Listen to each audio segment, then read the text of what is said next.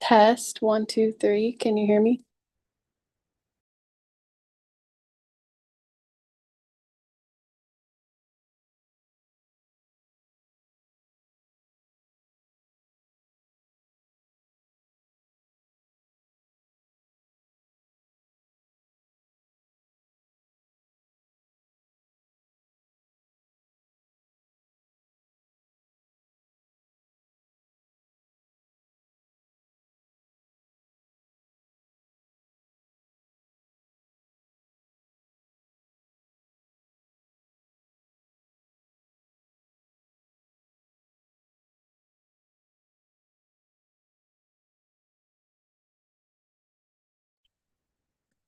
Testing one, two, three.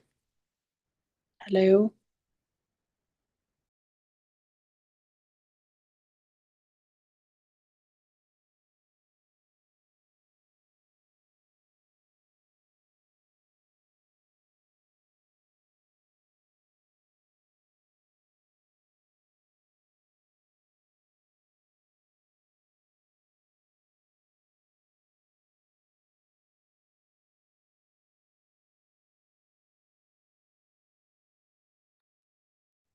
Hello.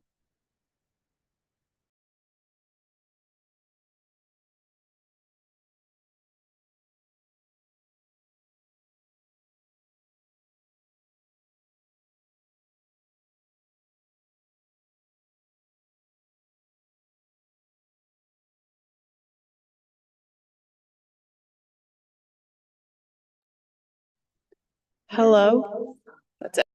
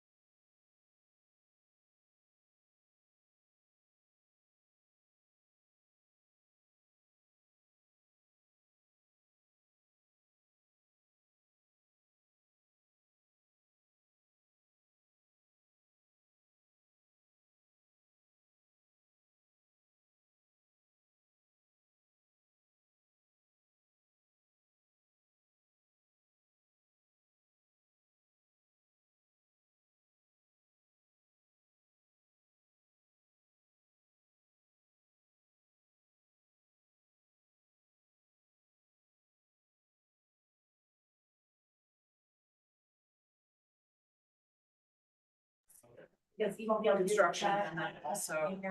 Okay.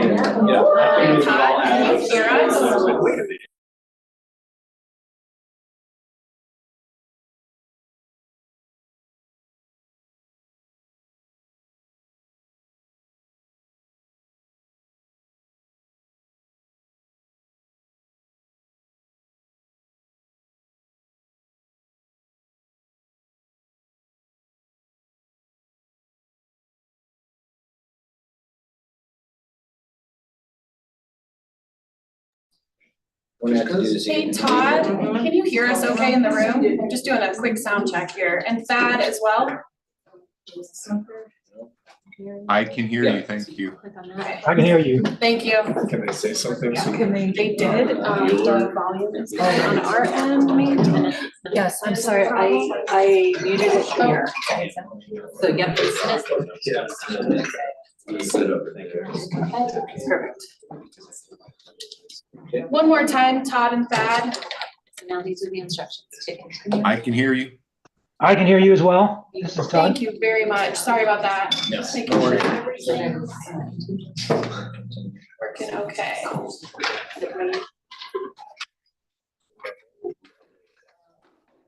Mr. Mayor, you are on mic.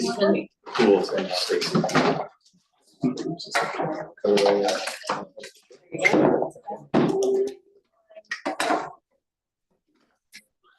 You waiving your health insurance? Yeah. Submit, Ready to die. you can put in your new password. We signed up and active beneficiary.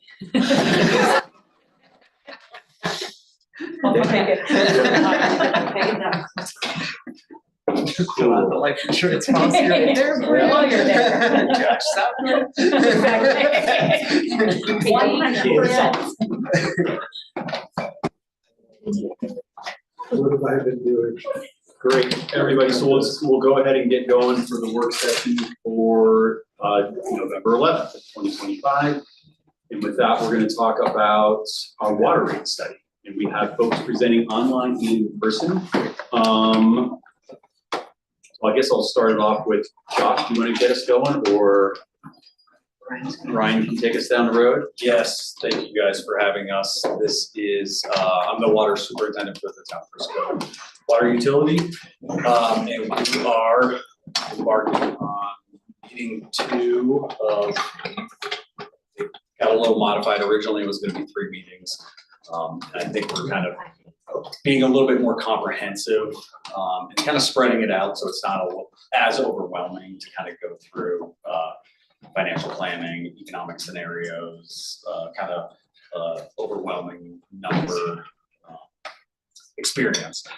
So this is meeting 2, and this is piggybacking off of in the August council meeting where Todd Cristiano with Roth Tellis Financial Consultants presented the water rate and connection fee study to you all about the methodology and kind of finding takeaways from you all to kind of embark on the engineering analysis of what's important, what the town wants to deliver, and what you all can expect to see and experience through this. So here we are, it's meeting number 2. With that, I think we'll turn it over to Todd, who's online. Good evening. Thank you, Ryan. Appreciate the introduction. Hold on just a moment. I wonder if we can make you a little bit louder. Oh, I rarely hear that from people. Usually it's be quieter.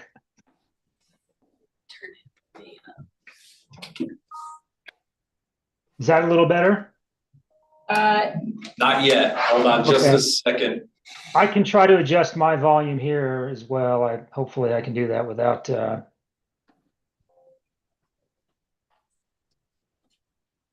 you say something, Todd, for us? test 1, 2. That's about, he's all the way up.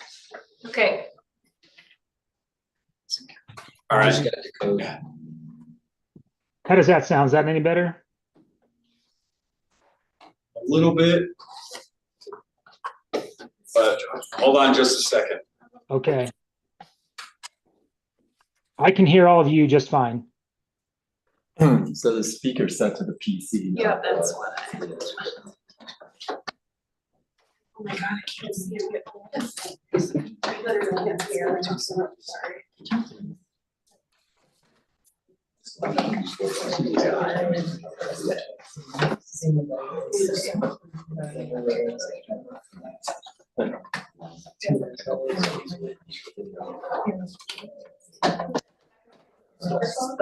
It's the LG. Yeah, it's the TV. Todd, one more time for us. Test 1, 2.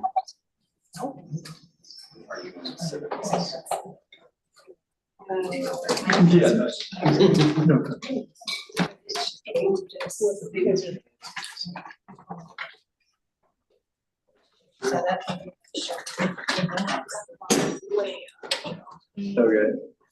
Oh, there it is.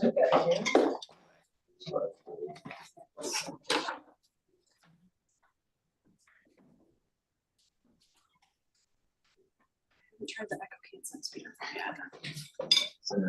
Talk now. Where's that from?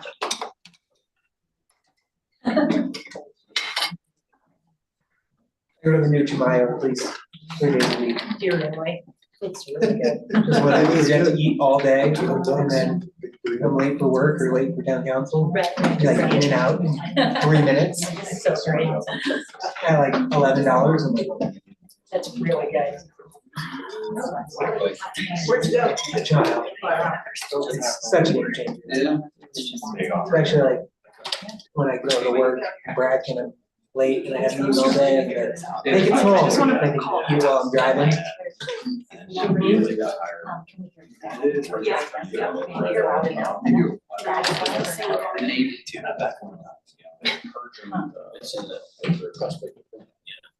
COVID. I like it. Yeah, the remote. It's like in the 90s. I'm afraid like someone's gonna Right. sneak and we're all gonna, so be prepared for earmuffs. Try to talk again, please. Todd, can Hello? you, Test 1, 2. No, hold on just a second. Okay.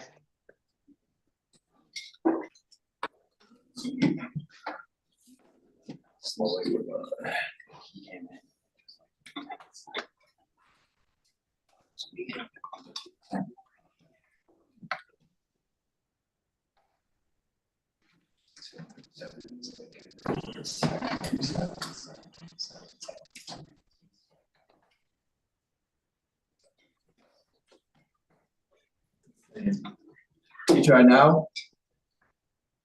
Test 1, 2. No.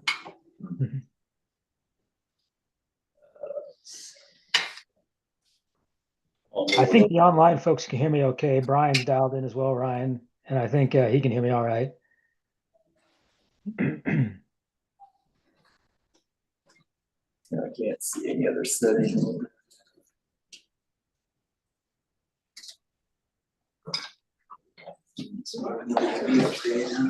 Try now. Hello, test 1, 2. Hmm.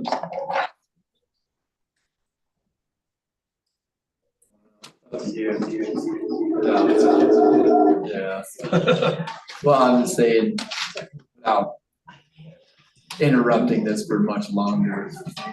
Are there normally other speakers besides the? It's usually coming from the TV. That's what it's selected as. But it's not. Yeah, it's your TV.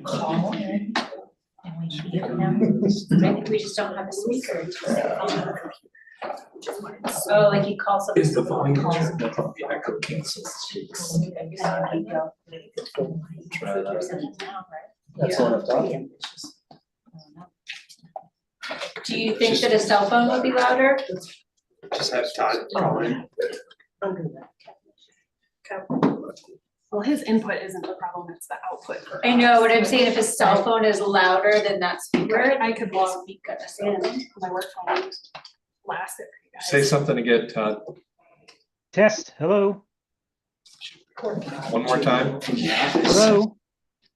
It's not Can you switching. hear me okay? Right, right. Yeah, it's just the PC, it's not picking up the television. I already unplugged it once. Yeah. So it's.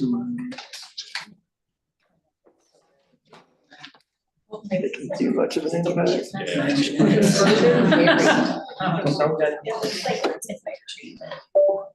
Yeah, I mean. Yeah, shouldn't-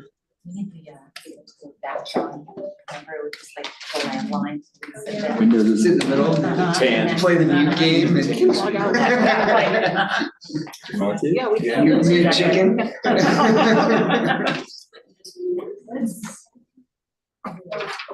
Close it, I can see. Hey guys, we're gonna log out and log back in. We'll see you in a sec.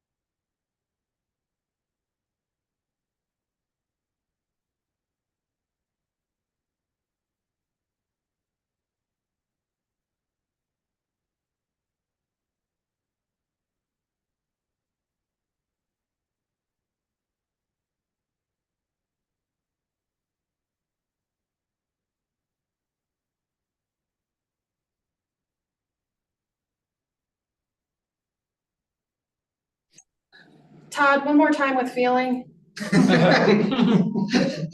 Hello, I'm here. Thank you. We're just sharing our screen here and we'll be back up and rolling here. Okay.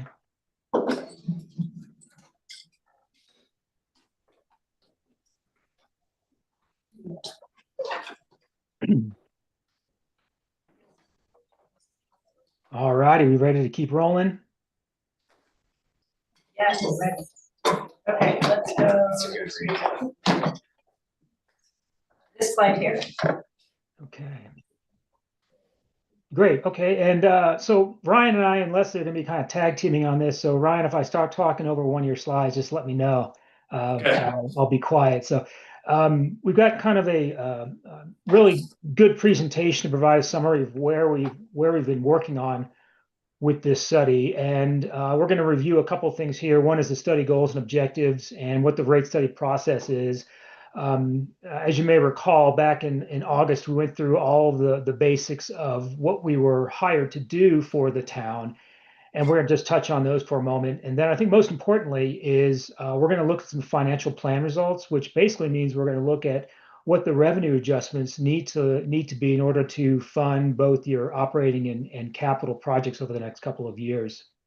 But really today's goal, because this is a work session, today's goal is really kind of get your feedback and have a discussion about the financial scenarios we're going to be presenting. And Ryan and Leslie are going to be able to provide some detail on the O&M part of that and what's going into those capital costs and everything else, kind of the part of the financial health there. So next slide. Some background, and next slide after that. And Ryan, I believe this is your slide here. Yeah. So, just to kind of orient you all with the current water distribution system that we have 3 active water sources. We have the surface water treatment plant, which is up Main Street. And then we have 2 groundwater wells that are currently in production, well 5 and well 6. Both of those share the same alluvial source, which is the 10 Mile Creek alluvium. And that is, Miners Creek alluvium, and that is basically a fancy word for an underground river. And they are both located on one's on Hahn Drive and the other one is on Meadow Drive behind Walmart. So the 2 of them share that same source. And then we have, as you know, well 7, which is offline, and that one is plugged into the 10 Mile Creek alluvium. So they're physically separated from sources of water. We have 34 miles of water main pipes, which back to back linear feet is going to be the distance between Frisco to Avon. Our system is, we primarily try to have it be a looped system so that water basically flows any direction where the water is being used, similar to your circulatory system. If you cut your hand off, so all the blood goes out this way, the water will go towards the lowest pressure zone. Our water treatment plant is currently rated for 1 million gallons a day. Our groundwater sources, each on their permits, are restricted to instantaneous flow caps as well as annualized production caps. So at this point in time, we can utilize all of our water sources and not be outside of our scope of what our available water rights are. We have 3 water storage tanks. The smallest water storage tank is up north 10 Mile Creek. It just finished its rehab process, and that one has a capacity of 500,000 gallons. The one on the dam road in between I-70 and the dam road, that one holds 850,000 gallons. And there is a buried tank out at the peninsula above the tubing hill, and that holds 1.2 million gallons of water. We have about 350 fire hydrants, 4,700 customers. I was going to throw in, we've got 2,130 metered accounts. And then of those 2,130 metered accounts, those hold about 4,100 EQRs. So one account can have multiple EQRs. And then $30 million is the estimated value of what our current today's dollars replacement system. And I just want to note also about our water utility that it is an enterprise fund within our budget, which means that it receives its funding from the user fees and doesn't get, it isn't funded by the general fund, it isn't funded by our sales tax, so it really needs to fund itself. Ryan, can I ask, as you're going through, you just hit EQRs, right? Yep. Can you just define Yes. what one EQR is? Ryan, you want to take that? Good segue. Yeah. Before you got to EQRs at 1 million gallons a day, what do we use? How much typically? So in the wintertime, we run the water treatment plant because in the winter, most of the moisture is locked up in snow and ice. But the river or the stream does still flow. We operate at about 100 gallons per minute, which daily is about a little under 200,000 gallons of water that gets contributed to the distribution system. In the summertime, when we hit high peak demand, we run at 400 GPM, 1 million gallons per minute, 400 gallons per minute. 1 million gallons per day is about 700 gallons per minute. So we're not there yet. When we do start to run and boost the plant's production, it does require quite a bit more maintenance because our maintenance is based off of water produced. So once we start hitting those higher numbers, our maintenance cycle increases. Instead of being once every 2 weeks, we're doing filter cleans once every week. The chemical demand for that process, kind of also increases as well. Thanks. Yeah. Ryan, did you want me to take the EQR question? Yes. Okay. Great timing. And so before we get into the financial plan, we're going to start with the end in mind, because whatever financial plan, revenue adjustment, rate increase we choose, it's going to filter down to impacting how we charge our customers, how you charge your customers in terms of a volumetric and fixed charge rate. So I'll start with bullet number 2 there, EQR, equivalent residential unit. This represents the demand for an average water demand for one typical single family dwelling unit. That's kind of the baseline. And typically a single family customer would have a 3/4 inch meter, and those are kind of linked together, but an EQR just represents the average demand for a single family customer. Now, this is important on the rate structure, as it is also your tap fees or those one-time charges for when new development comes in, because it helps size and determine what they need to pay for their tap fee, and also helps size what the meter needs to be. So it really comes down to the demand requirement of a particular new customer or a particular customer you have in the system. So for example, a large brewery is going to have a lot more EQRs associated with it than, say, a single family home, because they use quite a bit more water. And they would have paid a tap fee and for a larger amount of water and infrastructure required to serve them. So that's the EQR. We're going to get into more detail on that when we get to the rate design portion in our next meeting. I'll dive in a little bit more detail there and look at how the EQRs work, how they affect different customers, and why they're doing that. But with our EQR structure, or the EQR, it's part of the rate structure that you charge quarterly.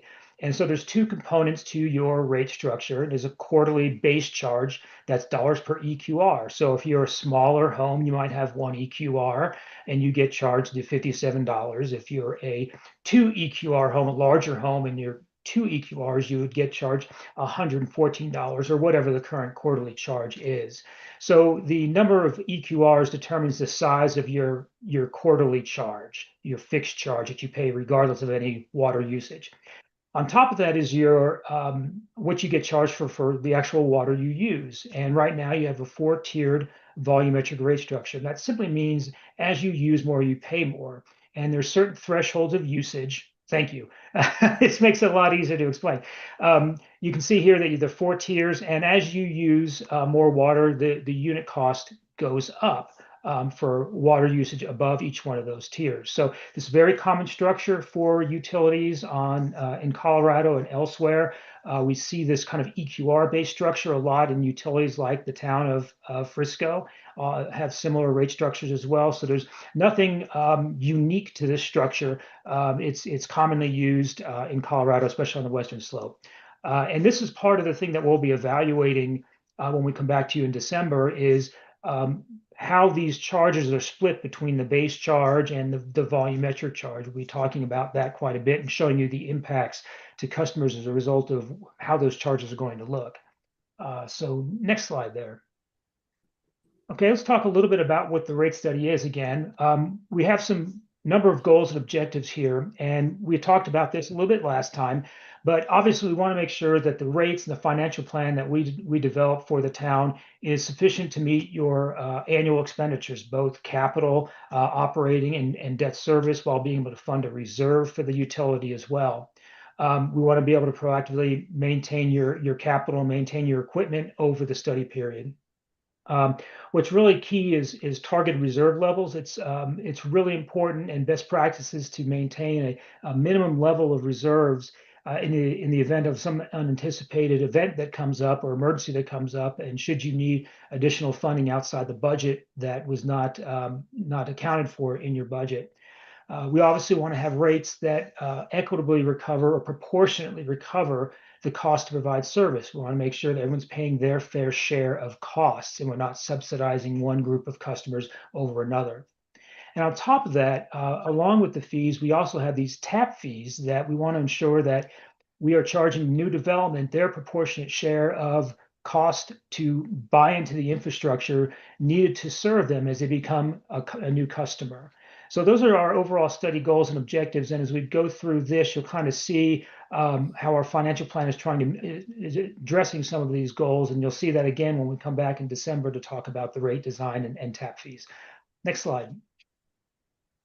So the rate study process, it really answers a lot of those questions or will help to identify those questions. But I wanted to show that there's 4 components, 4 steps to our rate study. One is the financial plan. That's what we're here today to talk about, is looking at this cash flow over a 10-year period and what those revenue adjustments need to be to meet those annual expenditures and maintain the financial health of the utility.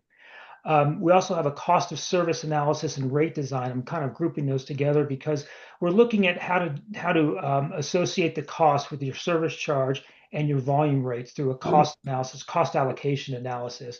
And that's going to help determine what the rates are going to look like within your rate design. And finally, this tap fee analysis is really looking at what's the cost to tie in a new customer to the system.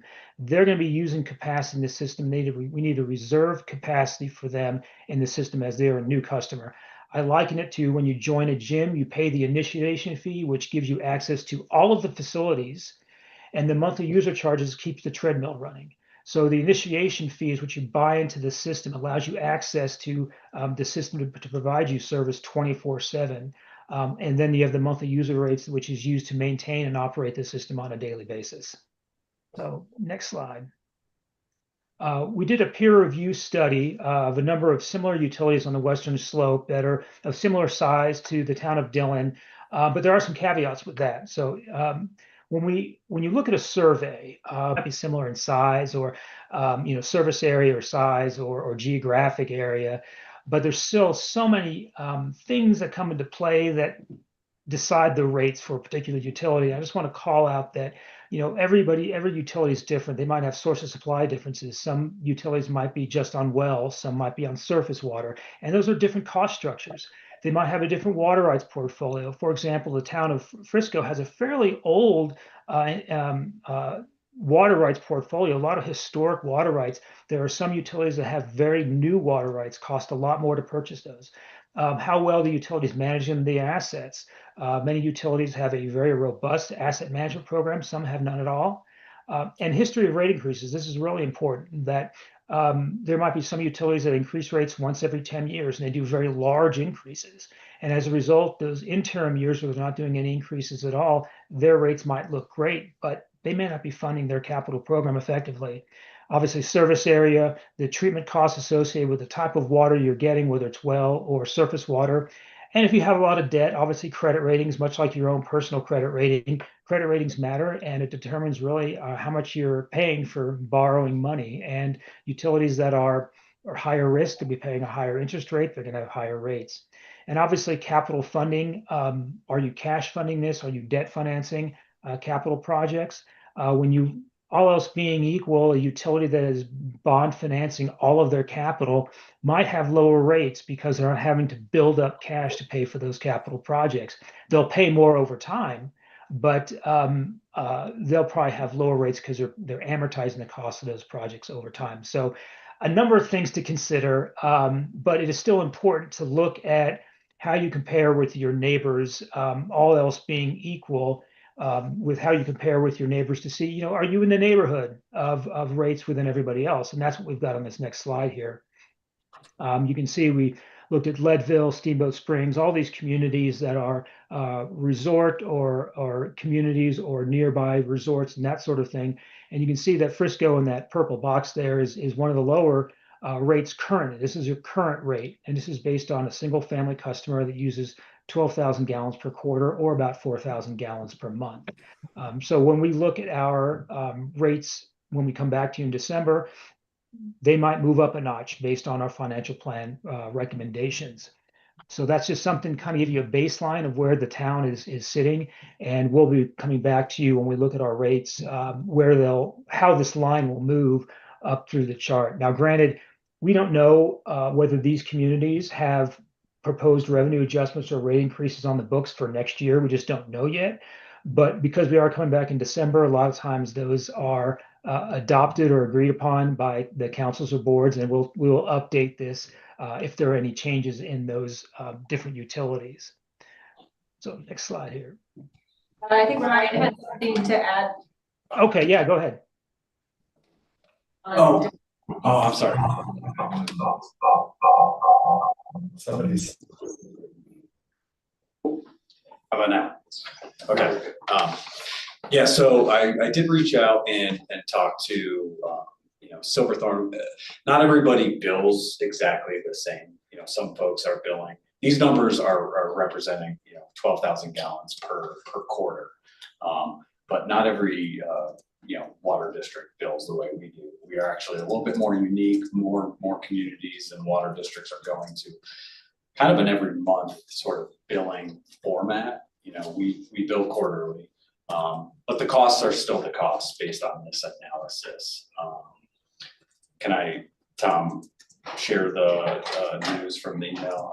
The town of Dillon, about 3 days ago, and maybe this is all, you guys all know this, but they just had to do an emergency authorization, and they all unanimously had to increase their rates 21% to cover some of their deficit spending. That was just untenable. And that was just to address where they were currently sitting, not looking forward. So they are going to go through with additional kind of changes to the rate structure.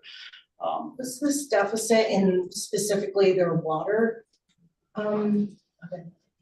Yeah, so and oftentimes, your deficit spending when your financial plan of your expected revenues, obviously if you're spending more than you're taking in, but that can come in a variety of different ways. If you are in kind of a regulatory challenge where you need to incorporate a different treatment process to your system, obviously you have to outfit, with engineering and chemicals and processes, which is a lot of money. But then, if your aging system starts failing unexpectedly, you're just having to triage what's happening in front of you. And those short-term spends typically are a lot more costly than the planned expenses. So I don't know the details, but the town manager did share with Tom that they had to just go through with that the other day. Probably also worth noting about this chart, though, there's a separation between the service charges in the darker color and the volume charges in the lighter color. So for Dillon, their base service charge amount actually isn't really that out of line. Some of the other communities are lower down on this chart. You're seeing a lot of their usage in those volume charges, which is kind of what we'll get into in the next meeting in December about how we divide up between that base amount and the volume charges, which is per tier usage. And then I think you knew for Silverthorne, they have some upcoming work to do. Yep, so starting January 1, Silverthorne is going to be changing from quarterly billing to monthly billing. They also incorporate what's unique to them is they incorporate a stormwater fee. And it's a quarterly fee that is across the board for residential. They apply it to commercial based on square footage calculation. But it is to kind of supplement their water, stormwater. You know, they're a joint sewer authority district, so they bill for water, sewer, you know, whole utility experience. And they are, because they are going away from quarterly billing to monthly billing, their water manager did tell me that they are looking at incorporating additional monthly service fees to tie to each bill. So he didn't disclose in detail kind of what that looked like. We even contemplated the stormwater as part of any of this, have we? No, we have some projects coming online that'll be utilizing our stormwater. We system do. regularly. And the storm sewer system falls under the public works funding. General fund. General the fund is general how we're tackling that right now. If there's an opportunity, I'm just saying. We will be talking about that next. Yes. Yep. Yes. But I think the overall message to take away from this slide is where we fall relative to our neighbors, which is pretty low down on this chart. So now moving kind of into the meat of our discussion today in the financial plan scenarios.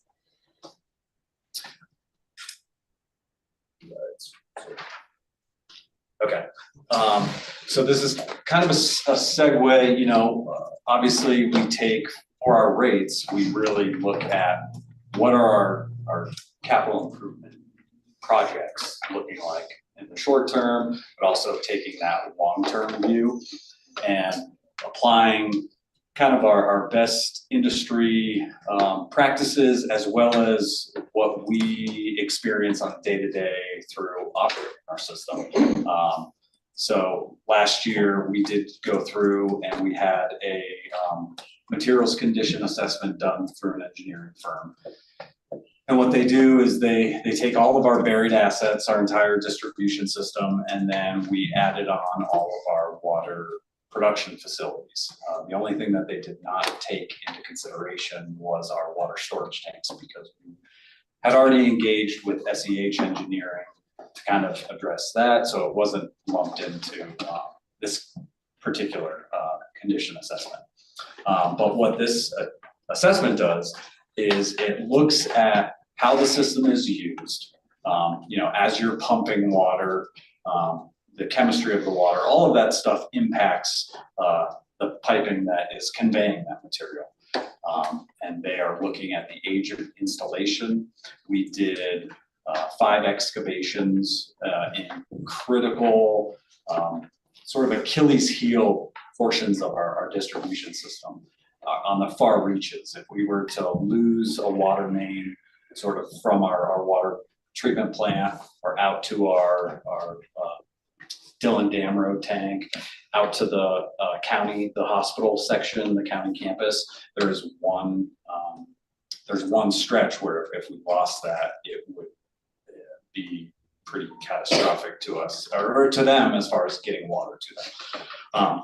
So we did an excavation of 5 locations, and we really, you know, we analyzed everything from visual, how does the pipe look, what is the corrosivity of the soils that are surrounding the pipe. We ground down the protective coating on the exterior of the pipe, and we measured the electrical conductivity, because pipelines with water, they carry electrical current. That electrical current, when in certain scenarios start to create deterioration of these materials. So we just really try to look at what is an overall holistic look at our distribution system, try to figure out the age, the conditions that we know of, through regular daily operations, and then through this engineering analysis, and kind of overlap all that stuff together and really identify where our vulnerabilities are and kind of what those vulnerabilities look like on the time horizons.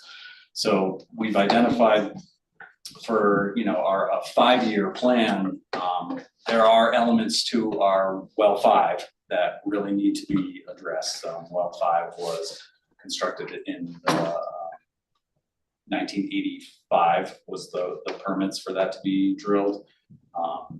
There are elements of that well 5 and well 6, they definitely do the lion's share of the entire town's water supply. And if we were to lose one of those just through wear and tear, that would be a setback for us. Especially in the summertime. The summertime with currently right now 3 water sources, we are utilizing all 3 every day. There's a little bit of downtime for the wells. Once they catch up and fill, they can kind of take a break and shut off for a few hours. The water treatment plant runs 24 hours a day, and that's actually optimal.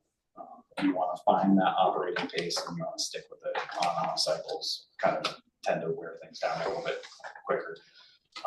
But through this plan, that's really what we was one of our driving forces of here's our financial headwinds that are identified, and in order to kind of keep up with maintenance and not have to deal with those more costly failures that we have to kind of triage, we'll be able to spend a little bit less money by doing that plan. So up here are some of those, and I will go into them a little bit more deeper with each slide, but just wanted to kind of give you an overall view of what the investments are kind of going towards in this next 5-year and then 10-year plan to the right. And So then you kind of talked about the water mains and all that. Yeah. You pushed down to the wells. Yeah. How are the water? How are, I brought some show and tell pieces, Yeah. and is so. that something we're getting into later, or? Yes, yep, and Okay. and a couple slides, we can start passing them around, you guys can kind of take a look at it. I just wanted to add that in your packet, there was an attachment that is the 10-year plan, and that format was similar to what we've seen with we went through the capital fund 10-year plan, and through the housing fund. So hopefully that looks familiar with the revenues up top. It shows the detail of all of these projects and what we expect those will cost in future year dollars. And then shows at the bottom of that spreadsheet the expected fund balance. And you all, just as a reminder, have set our reserve at a 4-month fund balance for this. So that is included in making sure that our plan doesn't dip below that 4-month reserve that you all have set.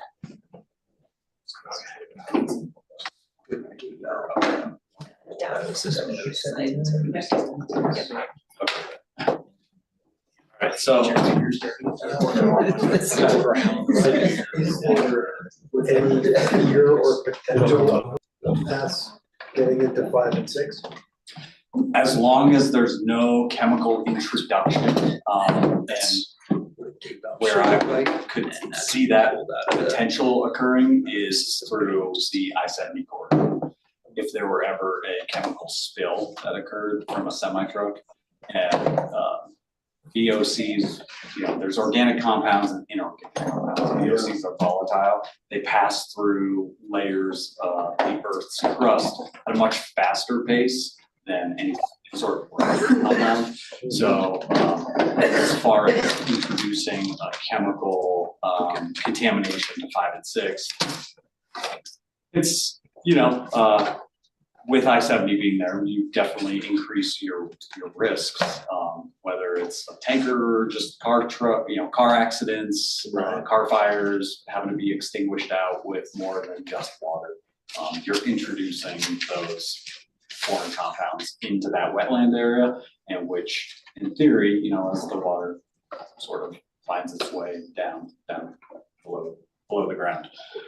That is, my biggest concern with that. And kind of into that segue, you would naturally kind of assume with the physical proximity with 5 and 6 to one another, what would impact one well, you could guarantee would impact the other. So it's kind of where having redundancy and not putting all your eggs in the same basket is really important. And you know, at this point in time, a high priority for the town, I think. But that will also come a little bit later. So the material condition assessment, like I said, we took the age, the known condition, and based on you know, kind of staff input on what we see on a daily basis annually, and applying that all together. But one of the driving forces of this is really we're burying materials into the ground and we don't see them for 50 to 100 years. And there's things that take place to those materials that accelerate their lifespan. And some of them really preserve well.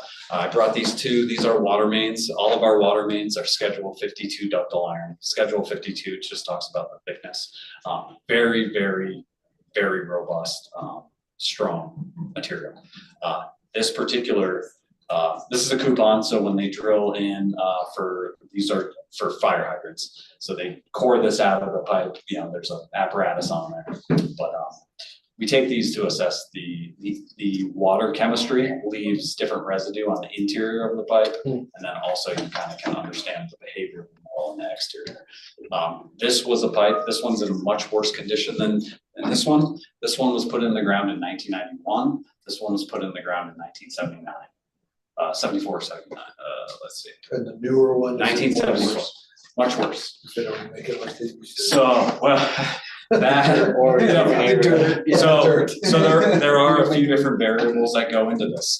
You know, this was a bolt that was in a gate valve since 1974, and this is just a brand new. You know, they're just hardened steel coated with zinc. It's a pretty standard construction material for water mains and valves. The environment for which these materials are buried impacts them significantly. How they are handled, you know, obviously if pipes are falling off the trucks and they're chipping their exterior coatings, they're losing a lot of that protective value.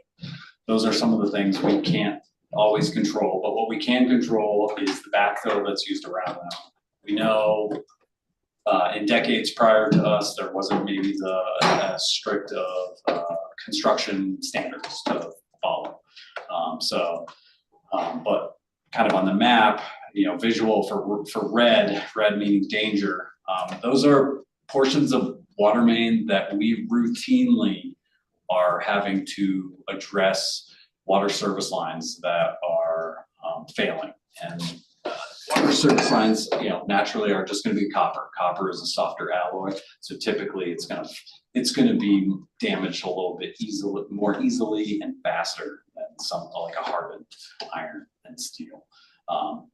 But when we're responding to customer service lines going out, this is what I refer to as like the canary in the coal mine. These soft metal alloys, they're giving out first.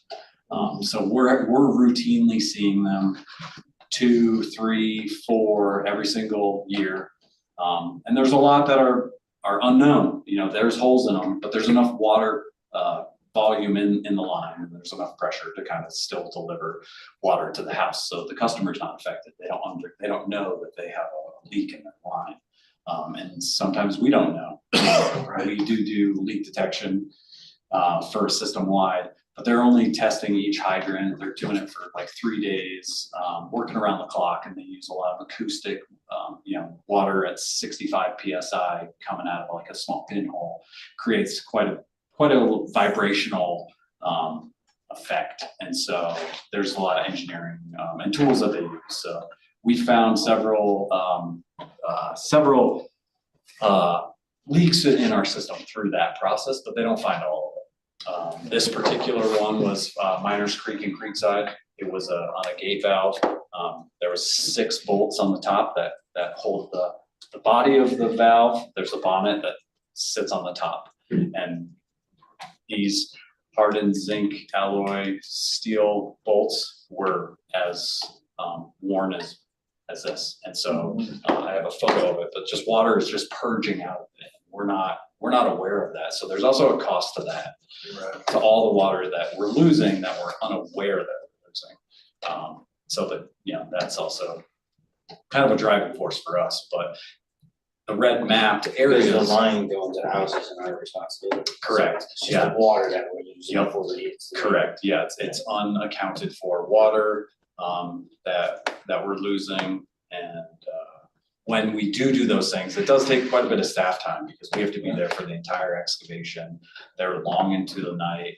Our water mains are buried at a minimum depth of 8.5 feet. Sometimes they're about 15, 16 feet deep, depending on where you are in town. And in where the red is identified, there's a lot of groundwater. And so that's a big factor for sort of the deterioration of these materials. It's basically they're buried in an underground rock tumbler for 30 years, and just as the water is washing by, it's clearing out those real fine materials, and what's left is a little bit of, you know, sedimentation that's just churning. As soon as they sort of penetrate that exterior protective coating, and that becomes the weak one. And that's where we're at. So I guess if we want to run through here, sorry, these were water mains that we have pulled out of the ground. The one on the lower right, the lower two came from the same stretch, and they are on our capital improvement plan to replace for Lagoon Townhomes. But I cannot stress the bottom right photo. That is as brittle as like a hard-boiled egg. You can crack and just peel flakes right off of it. The one in the middle on the top, to me, that looks like an installation.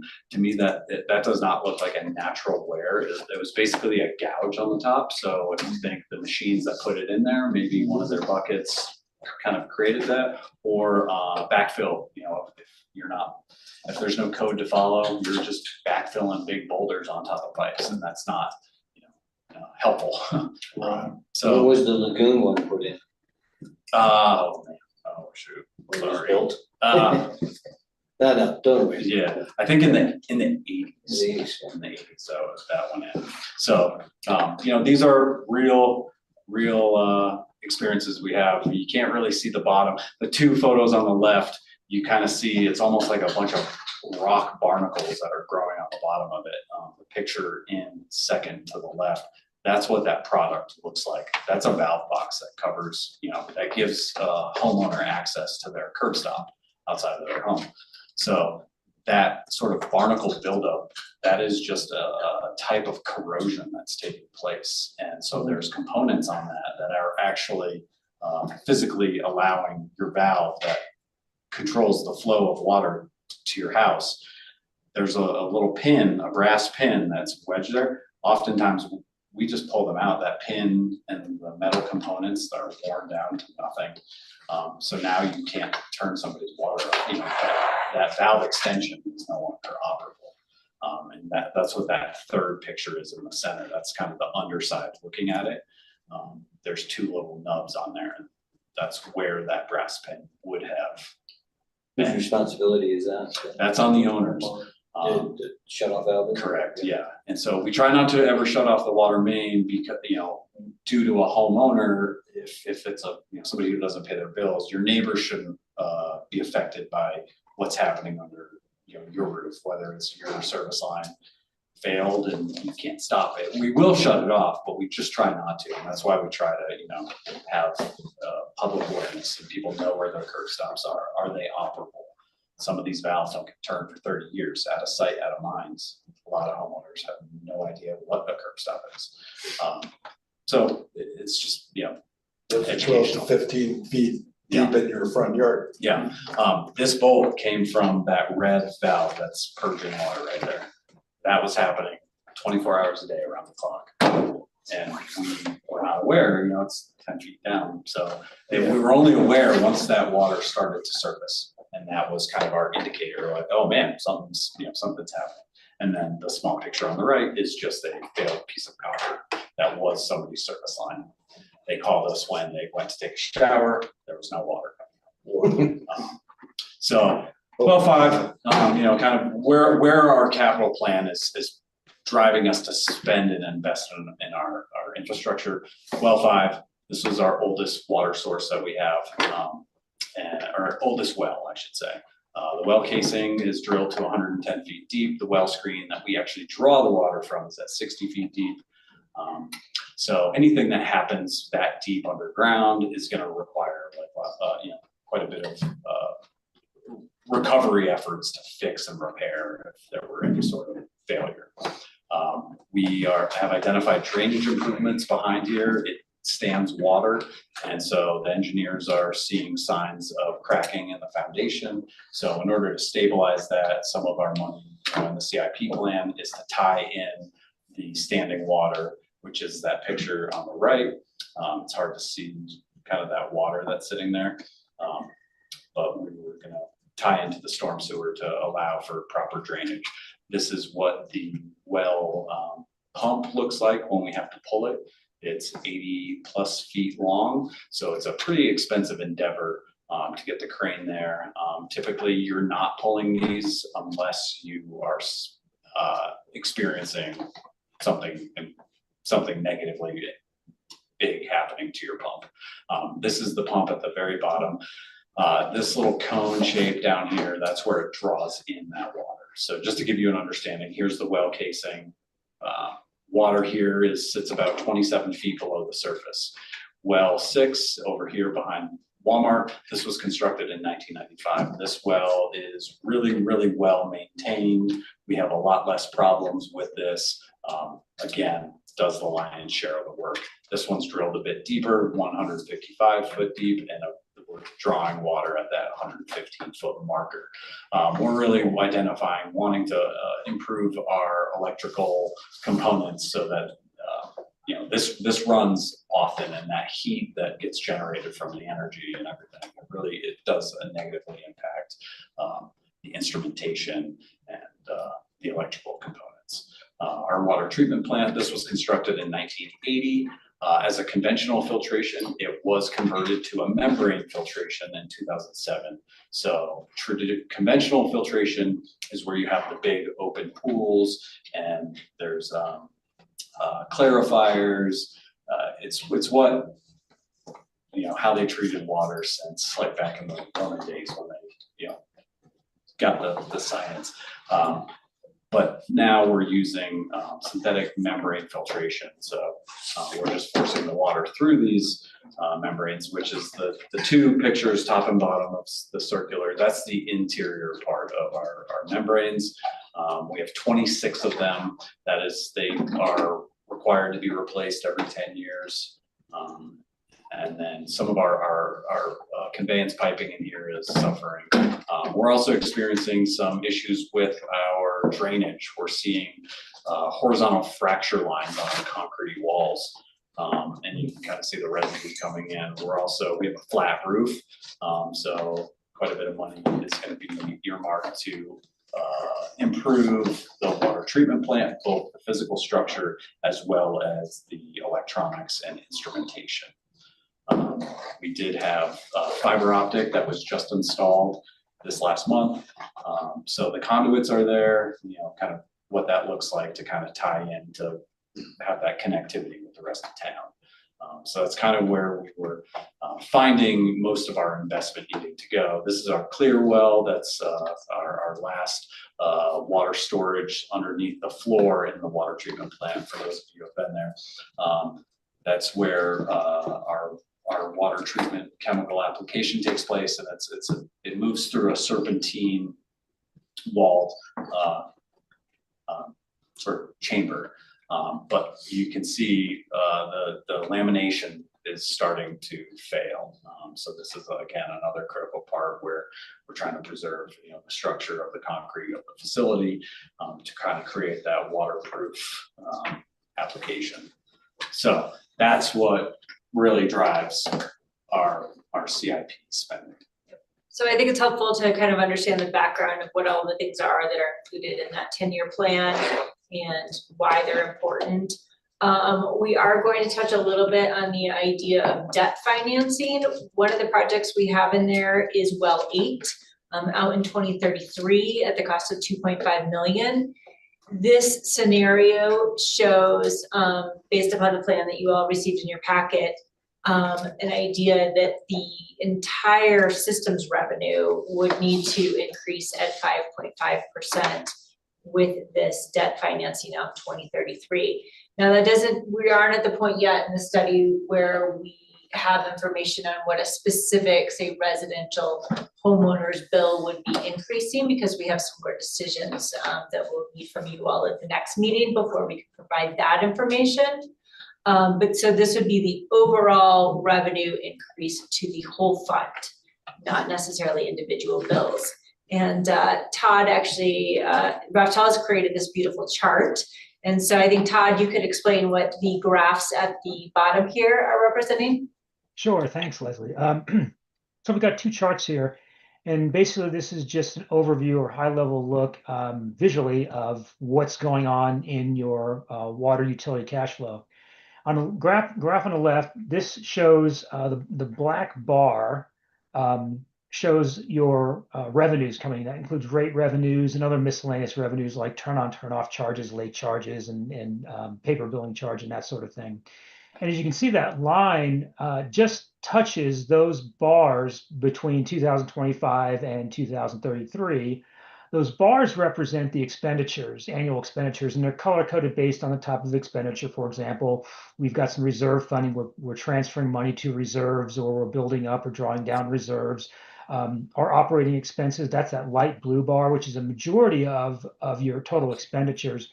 Hold on just a second, Todd. I'm sorry. I was trying to move you around and I messed it up. Oh, okay.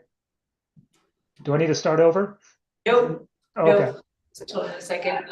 Sorry, Stacy, how do I go back to? Just, what do you need? Just. Is that what Okay, but I need him. do you want to be able to see him and the slide at the same time? Yeah. Oh, go ahead. Stacy, all right. Oh my gosh, our visual aids. Sorry. You're okay. Get your back.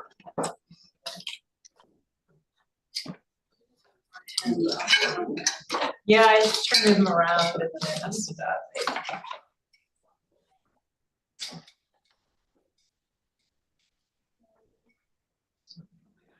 I'm sorry, I can't see him that far away.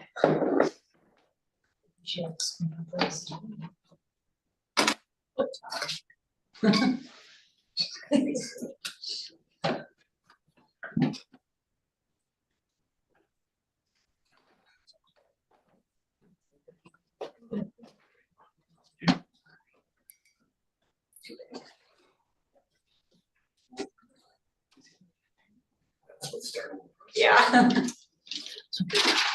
Stay.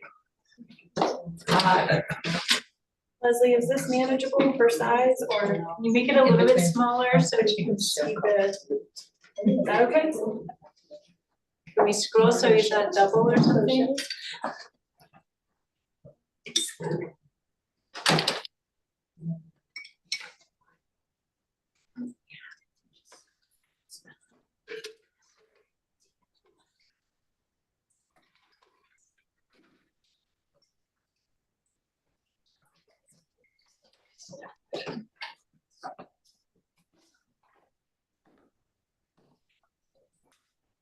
There we go, thank you.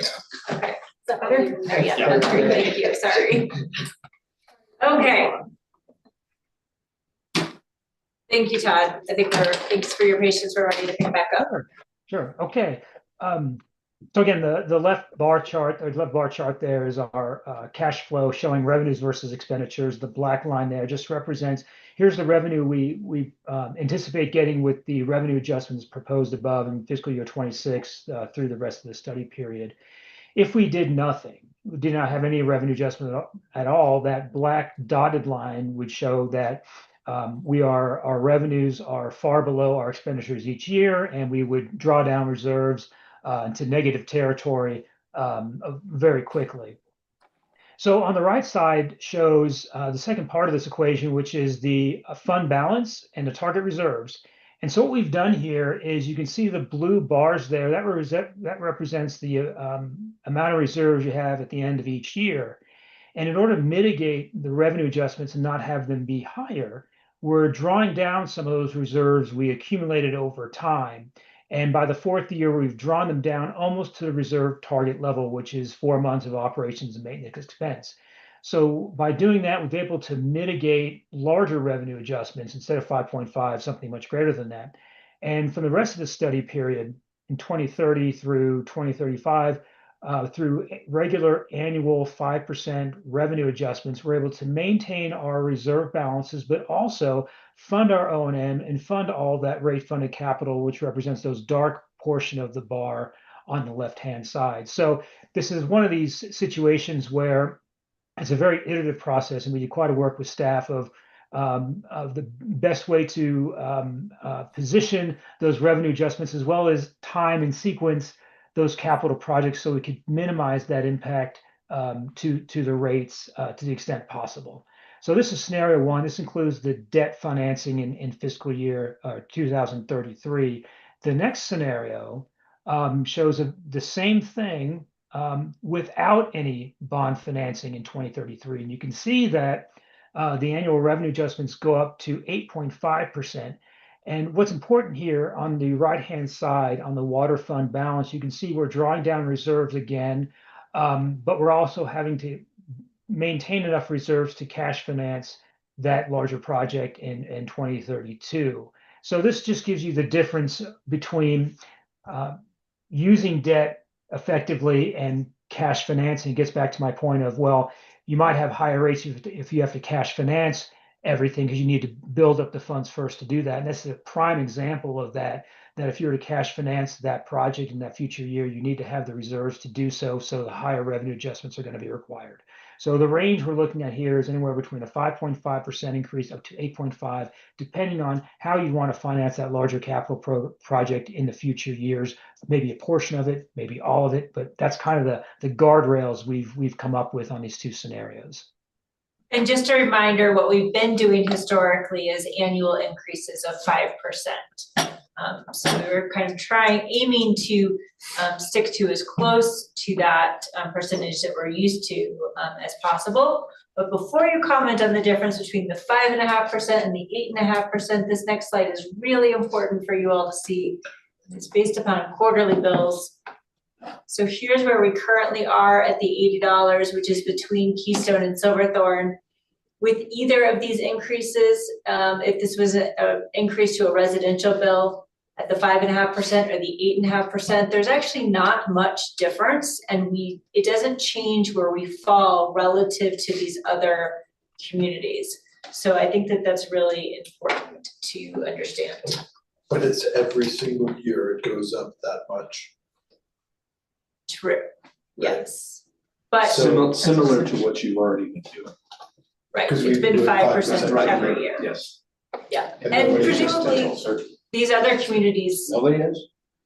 what's that? Dan has complained, I'm sure. But Nobody's complaining. nobody else has complained too much. But also keeping in mind that these other communities, they also generally are seeing increases annually. I mean, as Todd pointed out earlier, maybe some of them, they have larger gaps between their increases and then they see bigger jumps in their increases. But I think most communities are doing annual increases. The previous slide, it showed 8.5 until 2031. Does that mean that particular year's increase is 5%, 2031? Yes. Okay. Yeah, it's the 8.5% would be needed for 5 years. And then 5% after that in order to achieve the fund balances on the right-hand side and making sure that in that year of finance in 2033 that we have enough fund balance. So I mean, the idea here, I guess, we are asking the question of you all, we are asking how you feel about the financing in the future of well 8, which we expect at this time needs to be completed in 2033. So how, back to this chart. Leslie, as I was looking at or thinking about all of this, I was trying to, and maybe it's in there and I just didn't recognize it, is how do we share that cost over the greater population? Meaning, instead of up front loading 85, how do we maintain it at that college, let's just say 5, or maybe not even 5, but call it 6 for the next 20 years, as opposed to front loading the purchase through a debt fund, or through taking a loan to do it. So are you suggesting that we look at a different scenario where instead of 8.5% for 5 years, these numbers are about the same?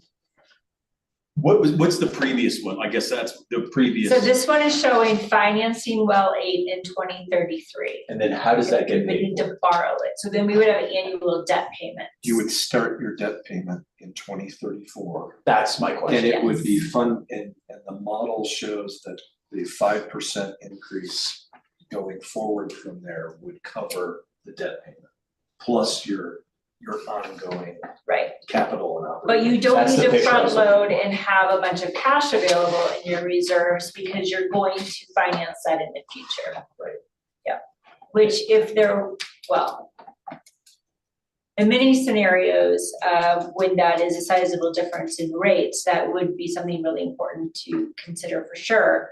I think also noting though that maybe this 2.5 million, well, 8 isn't the project we finance. Maybe there's another project in the future that's more expensive that is the project that we wish to finance. So we are curious to hear your thoughts on Because that. most likely that's gonna happen. Yeah. That's the issue, is everything deteriorates, right? Do we know where well 8 will go? So we've drilled 2 monitoring wells. We did a siting engineering analysis, and looked at our different options. We did scenario planning for different scenarios, and we had different weightings for different priorities. We exercised extreme drought, where we no longer have the water treatment plant. We saw that this year when we went into that second stage fire restriction, where we were unable, we weren't below the minimum in-stream flow that is required by the Colorado Conservation Board. But we triggered our phase 2 mandatory water restrictions, which is based off of that minimum in-stream flow. So through drought planning, we lose a source. We also did it through an event where we lose chemical contamination, a well 5 or well 6, and you sort of assume that same chemical plume will affect both of them. And so really what our options are not vast. It's out at the peninsula is where we're projected to drill. Water availability is a huge one. You shouldn't be drilling a well if there's not a lot of evidence that there's going to be water there. Peak 1 neighborhood, there's a little bit of, because that supports a lot of smaller private wells. There is water there. We don't believe that there's enough water there that we could drill 1 well. We anticipated having to drill about 5 different wells to bring the water to about 300 to 400 gallons per minute that we need to supply the town. But we run the risk of drying up everybody's wells back there. And that's not a good community partner scenario unless we are gonna bring them onto the system and have them recover their water availability. So out at the peninsula, there's immense water availability. We're going through the studies right now of we've done particle flow analyses. We've done a PFAS plume analysis. With everything, there are pros and cons. The con is that it's already in an area that is affected by a contamination event. A pro is we are building a treatment removal facility right there. So if the water that is providing to us needs to be treated through that facility, it's right there. We're looking at it as far away from there as possible, so it's not as affected by that contamination.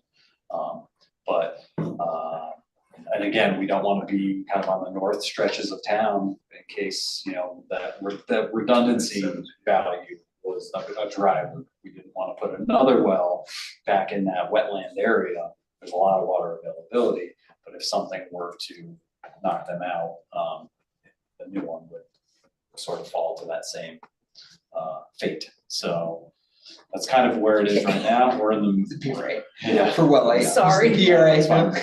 You're gonna not sleep tonight, be like No, waiting so- on the so- well after. No, it's just, you know, going through this all, it's great. Yeah, going through the exercise with a lot of really bright people, a lot of engineers, hydrologists, you know, using their guidance is really kind of what we pay them.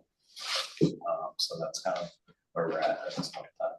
So the well 8 would need a treatment facility if it was out there, it would just be piped into the other one. Correct, yep. How about the public works one that we do and stuff? So that Does was, that come up or? the only experience I have with that is I did work at the public works facility. I did not work in the water division. I did hear that the hydro engineers had sort of thought that was a lot more promising than it ended up being. It was only providing about 20 gallons a minute through their test well. So they decided to just not go through with a full well development and pay upwards of $100,000 to develop it to a full testing well. To go deeper down or something? Or Deeper down 20 and gallons a minute? yeah, so Yeah. they got to a lot of like clay. So clay is like it's water hydrophobic. So water goes around clay, kind of creates, you know, clay dams. So there was just an unidentified formation down below that wasn't anticipated at that time. So that's kind of all I know about that. Leslie, can you remind me, our general fund reserve is 7 months, is that correct? That's correct. But this particular one is 4. True, because Just to bring it to everyone's attention. we aren't as subject to the seasonal fluctuations of like sales tax that our general fund would be. Is 4 months reserve or sufficient? Todd, maybe you can speak to what you see for typical reserves in communities you've done studies in. Well, it obviously depends on the utility and where they are in terms of their asset management of their infrastructure. Typically, we would see 2 types of reserves at a minimum. One is an operating reserves, which you have, and usually that's around 90 days. You have 4 months, which is a bit more than that. We'd also recommend a capital reserve, and capital reserve is an easy way to start that is just by starting with a simple number of looking at what your annual depreciation expense is. And we choose that number because depreciation expense really represents the loss in value or loss of use in your assets each year. In theory, that just like your car depreciates, you should be putting money away equal to depreciation expense to where when a car fully depreciates, you can buy a new one. There are some nuances with that. But the challenge is many communities who don't have a capital reserve to start out with, it can be a pretty sizable reserve to tack on and does increase the revenue adjustment or revenue increases that we looked at. So if you don't have that, we would recommend, A, evaluating that, and B, maybe scaling up to something like that over time. And that usually helps with lessen the burden of trying to fund an additional reserve so quickly. And this is one of the challenges. But again, many utilities have more reserves depending on if they're drought, propensity for drought and things. But capital and operating is what we typically would see or recommend. But it depends on the utility too. Now, in these scenarios, are we just looking at residential? So this Or are is we the looking at system as a commercial whole. or, you know? We haven't gotten into what an actual residential bill would look like. And so in the next discussion, let me actually go to that slide. So on December 9th, what we're gonna get into is talking about the plant enhancement fees, the PIFs or the TAP fees. And then also digging more into the rate structure. So then we would discuss things like customer class, like what share of the system should residential be paying for versus commercial or mixed use meters. So we haven't got to that point yet. What we're really talking about is we know how much revenue we expect to have and how much expenses, so that's kind of the system as a whole, but how that is balanced amongst customers is to come.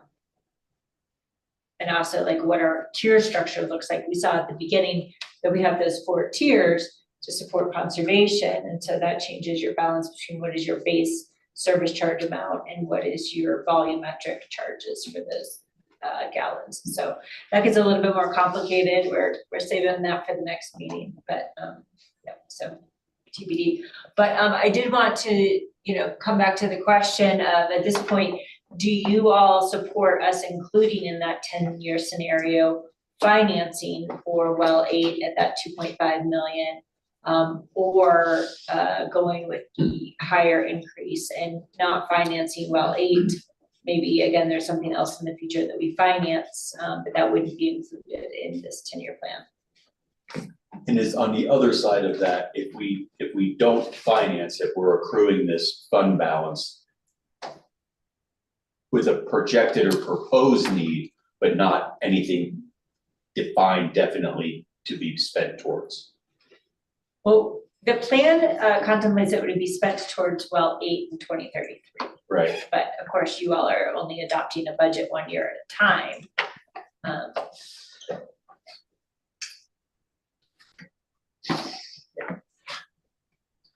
Yeah, I'm looking at what is happening with all these HOAs not being prepared with a fund balance and then everybody getting specially assessed and all that.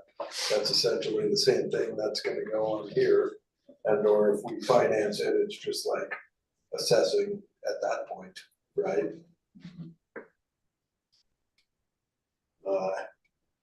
But you can also look at it as the financing method helps you smooth the rate increase over a longer period of time. That's what I'm focused on. As opposed to having to raise your rates in the first 5 years more dramatically in order to build the fund balance to have to do that capital project. Right. So we could put it off until then. But I guess putting it off is to avoid, if we wanna go with the financing route, that is to avoid an 8.5% increase. Right. But in reality, we're talking about an $8 per quarter increase to a resident. Well, we don't know, we haven't decided that. Yeah, If it was We don't know the 8.5. mixture of what. That's based on the way we build today. yeah, Yes. based on 12,000, the average, residential 12,000 gallons for, 1 EQR possessing. How would that affect like Aquamarine laundromat, or Outer Range Brewery or Highside or, I mean, like, so if a residential unit is only going up, $7 per quarter, what does that do? Like, how much do they use to the point of what kind of increase is that on that? I think the next meeting you guys were talking about, they're gonna break it down to different customers. Different customers, different types of use customers, more water intensive customers, the spectrum of. What you can anticipate though is if you go with the non-financing method, it's gonna be more than the non-financing method. Right. Or more than the financing method. Yeah, and I suppose at this point, you could give us direction to go down the road of, say, not showing you the financing method, and then we can always decide based upon our next conversation that, no, we wanna go back to the financing method. We're kind of just asking at this point, for the next meeting, how do you want us to show you those numbers? I guess I'd like to ask fellow council members, this 8.5% increase seems very reasonable to me. But you gotta understand that in 2019, our rates were $35 a quarter. Yeah, It went up understood. 50%, went up 50% then, It and did- now it's going up 5% each year. 50% in 1 year is 10 times as much as 5% Yeah, yeah. So if we're saying 8.5% a year, that seems much more reasonable than a 50% increase. And I understand that, yes, you know, Our rents are at 50%. but that is the entire world. Everything has been increasing, you know, and again, I'm not saying that's an excuse, that doesn't make, but I just see this as very reasonable. You know, and when we look at this chart in front of us, we're one of the cheapest out of municipalities, very similar to us. So I guess, are you all opposed to this 8.5% increase? It's a truly question for everyone who's sitting here. I guess my question, Leslie, is if we choose that 8.5 finance pathway, what are some of the I guess negatives or down pieces to that pathway for the town, like overall with financing it? Well, so the 8.5% rate was not doing any debt financing. Oh, wait, I'm sorry, the Yeah, five. so if you did the 5.5, let's say Yeah. you plan in the future for the 5.5. I mean, it's a relative small amount for the fund as a whole, so probably not a great impact. You do pay interest, so over the whole term of that, you would pay a little bit more. However, people, you don't have to build up the fund balance before you get there, so the people that are paying for it immediately get the benefit of what they're paying for, as opposed to, I suppose, if you lived here now and you paid the 8.5 and you moved away and you never got the well aid. And then potentially, if we wanted to finance something in the future, we would already have some debt on the books, although it's relatively minimal, so it shouldn't be a huge impact. But it is something to consider. You know, you don't want to finance. I wouldn't recommend financing every small project along the way. That just happens to be one of the bigger projects that we have on the books in that 10-year plan that's out in the future. So just some things to weigh. And then of course, a reminder, you know, not all of you will be on council at the point in the future when that decision is made. So something to consider. How have the water taps increased over the years? How have they gone up? They've gone up, I think it's Or when have they gone up? 10% on October 1st. For the last water rate study that was done, was for a 5-year period, every October 1st. Because that's the start of the fourth quarter water billing, you know, October, November, December. You're gonna pay for that come first week of January. So everything went into effect financially, the changes October 1st. So it captured that water consumption. How has the water tap fee gone up? 10%. 10%, yeah, Yep. but So from where that- to where? So Where are we at? So now? prior, when, You know, when did it go up in 10%? in 2018, before it went into effect, it was about $3,600 currently For a now tap- for a tap fee, and now it's $7,320. Since 2018. So Yes. pretty much doubled. And that is one of the topics we'll get into on Yeah, December 9th. Yeah, I just wanted, you know, a tiered system, you know, for new people coming online, you know, that's another thing. Can we look at that, you know? Because we're putting another well in to pretty much for future development to accommodate that, you know?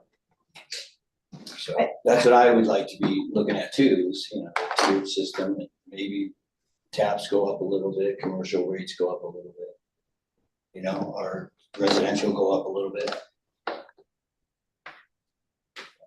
You know, like Tom and I were talking earlier today, and you know, part of that conversation was about how the town's water is like one of our greatest assets.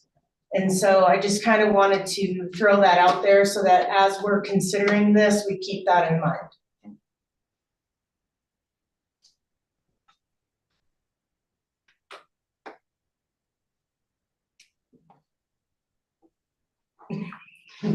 Five and a half, great. Financing or no debt financing? Right, You can answer either way. yeah, a tiered plan is gonna get you less in the end, and you're gonna end up still needing the finance down the road somewhere, right? Cause we wouldn't be able to make up, you know, these extra percentage points with just new taps. Could you show us some numbers with like 7%, 7.5%, 7.75? It just, all that does. All that. I remember that last time, something, huh? There are between those. Between 87 and 84. If you gave us the, I think if I, if we went with the non-debt financing, which is, I believe, the 5.5. Yeah. If 8.5 is with the debt? No, Non-debt, that's what I'm saying. So self-finance. Self-financing is the 5.5. No. No. No, you're right, it's the front. I think because it says, Yeah, it's the 5, if we went with, I guess, what would be? Because we like, and unfortunately, we'll probably have to look at both buckets at the end of the day. But if we went with the 5.5 scenario, would that be a cleaner look when we started to break it out between commercial and residential? Or it doesn't really matter? Todd, maybe you could, I don't think that it will affect that, it just is, are we going to have lower rates now?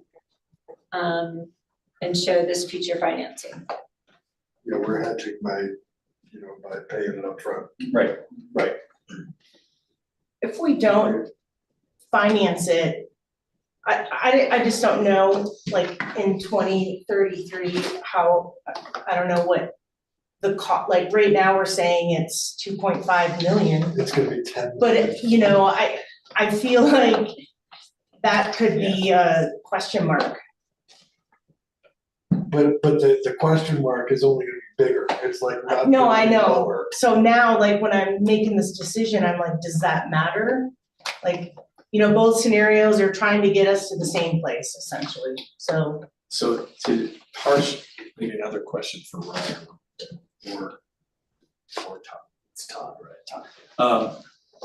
Are the future dollar amounts estimated for projects, do they have inflation, any inflationary factor? Yeah, built so in? when you look at the 10-year plan, that is showing future dollars, and this project is actually showing at 3.4 million in 2033 for future dollars. But we built in just financing 2.5 million of the project. And the 2.5, is that where the filtration system, or that's just drilling the well? It's just Just the well, developing a well. just developing the well, not even putting a building around? No, so that would be, drilling, Yeah. casing, and then A building. building, and then pumps and instrumentation. And connection to Yes. from the system. So if that well, we drill the well. And it has 7, it has the PFAS too high, we spent all that money drilling the well and all that. What stops us from doing the same thing that we just did, on the well, in the PRA? What stops us, or how do we, I know they test the water. Yeah. And see, but.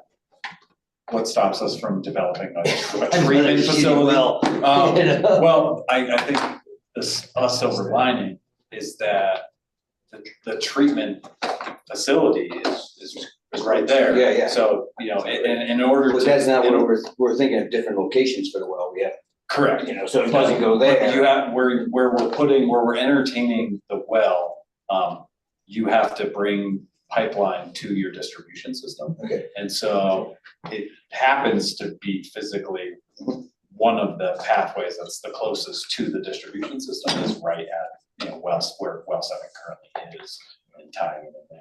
It would just be adding some piping to kind of bring that conveyance into the facility to pass through the filtration process. And that's just if we happen to need. Correct. Yeah. We could use the That, PFAS right. filtration Yeah. system Right. as part of the well aid, it could be tied in. Yeah, so if they dug a well eight. It could and treat worked well fine, 7. We wouldn't need to treat any of it Correct. until it was contaminated. Yes. And Do we know anything about that? That's- Because, the target got sprayed there, so. Where we're looking at, maybe on the other side of the hill, I think, is, Mhm. where would you guys be looking at on the things? So we're looking at within the town of Frisco owned property. That's a big criteria. No, it's closer, down to the actual reservoir. Okay. And so based on particle flow analyses, it would be drilling down to bedrock roughly about 170 estimated feet. The water recharge cycle, you're gonna see a lot more of the water on the reservoir side, sort of recharging that groundwater. So reservoir water goes through its natural fill and empty cycles, and it's turning over more, like a lot more voluminous water. So if we scenario model PFAS entering the reservoir, okay, if that's contaminated, we wouldn't want to pull any out, but based on the volume and the kind of acre feet of water that you're really entertaining, the dilution factor is out of this world, that engineers think it's like lower risk. I will say that it's all just about risk, and they believe that it's lower risk. To help you perhaps get to a decision, we have to move on to the next thing, but you're not making a final decision on rates today. And rate increases, you're just telling us how to get to the next meeting so that we can continue to get you information. We can always back up again and recalculate if you decide to go the opposite way of where you go. Tell us tonight. Probably So I think it's 8.5, good. 8.5, probably. I'm in support of an 8.5 increase at $28 a year See what- annually for 1 EQ of water. Yeah, I'm in favor of being proactive for these things. So. And we'll see where the rates drop. I'm at a 5.5, but that's totally fine. I'm at a 5.5 because I can't predict the future, in the economics of the world. And if that can still get us there. we're The close. 5.5 comes with a debt payment later on. Yeah, we end up having to owe after that. So there's But it's covered interest in that comes along with 5%. that. Instead of us just banking the money right now, it comes with debt, interest, all of that at the interest rate in 2033, which who knows? I know, but We'd be prepared. But the other one you had at Yeah. 8.5 and then going back down to 5. So the 8.5 is going up and then going back to 5. And then going back to 5, so I'm just this gonna, is a, you have your 3, you're good, Leslie, with your direction, if that works for you. You've got these, you got 3 at 8.5. Maybe I made a wrong judgment. Okay, Dan was 8.5, okay. So I'll just throw it out, just to explain on the 5.5, is it. Can't predict the future, but what I'm seeing is when we get to 2033, it goes back to 5, and to your point, is we make our debt payments out of that 5% going forward. And it covers itself, and the people who are using the system are paying for the system, not front-loaded at a little bit more money. It's not right based on what we're seeing here, but those folks are paying for a system they may or may not use. And that's just where I'm good with either direction. I think they both work really well, but that's where I landed. So we will come back to you on the 9th. We're gonna talk about all these things in the upper left, the plant investment fees, the rate structure with those different customer classes, and who's paying their fair share, and the conservation and tier structure. That will be the 8.5, but again, at that point in time, when you see that information, if you change your mind, we can come back and provide different numbers. Then we are also planning on a meeting in January that will show what our plan is for public outreach regarding the rates. We'll review some more detailed financial plan scenarios, and then have some discussion and direction for the rate ordinance would be the hope. Have the first and second reading in February with the new rates to be implemented on the bill in April. And Todd, did I miss anything there that you wanted to add in? No, I think we've got it all. We just have got a lot to discuss next meeting, that's for sure. Yep, that's That's gonna be the meat of it. But this was some good background, hopefully. Cool, thanks. Thanks, Todd. Thank you, everyone. Talk to you soon. See you in December.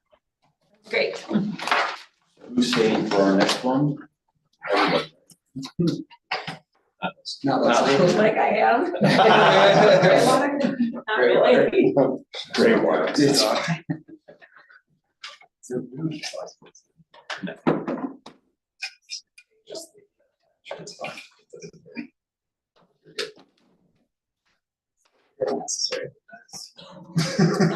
Oh, now I remember.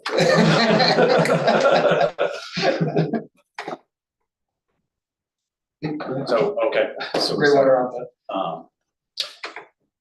Sorry, this will be later on in the council executive session. No, not regular meeting, just regular meeting. But right now, we are just discussing in the work session what opting out or remaining in looks like for the new House Bill 24-1362, which Governor Jared Polis signed into law that will take effect January 1, which will allow for water reuse, gray water infrastructure to be constructed with private development.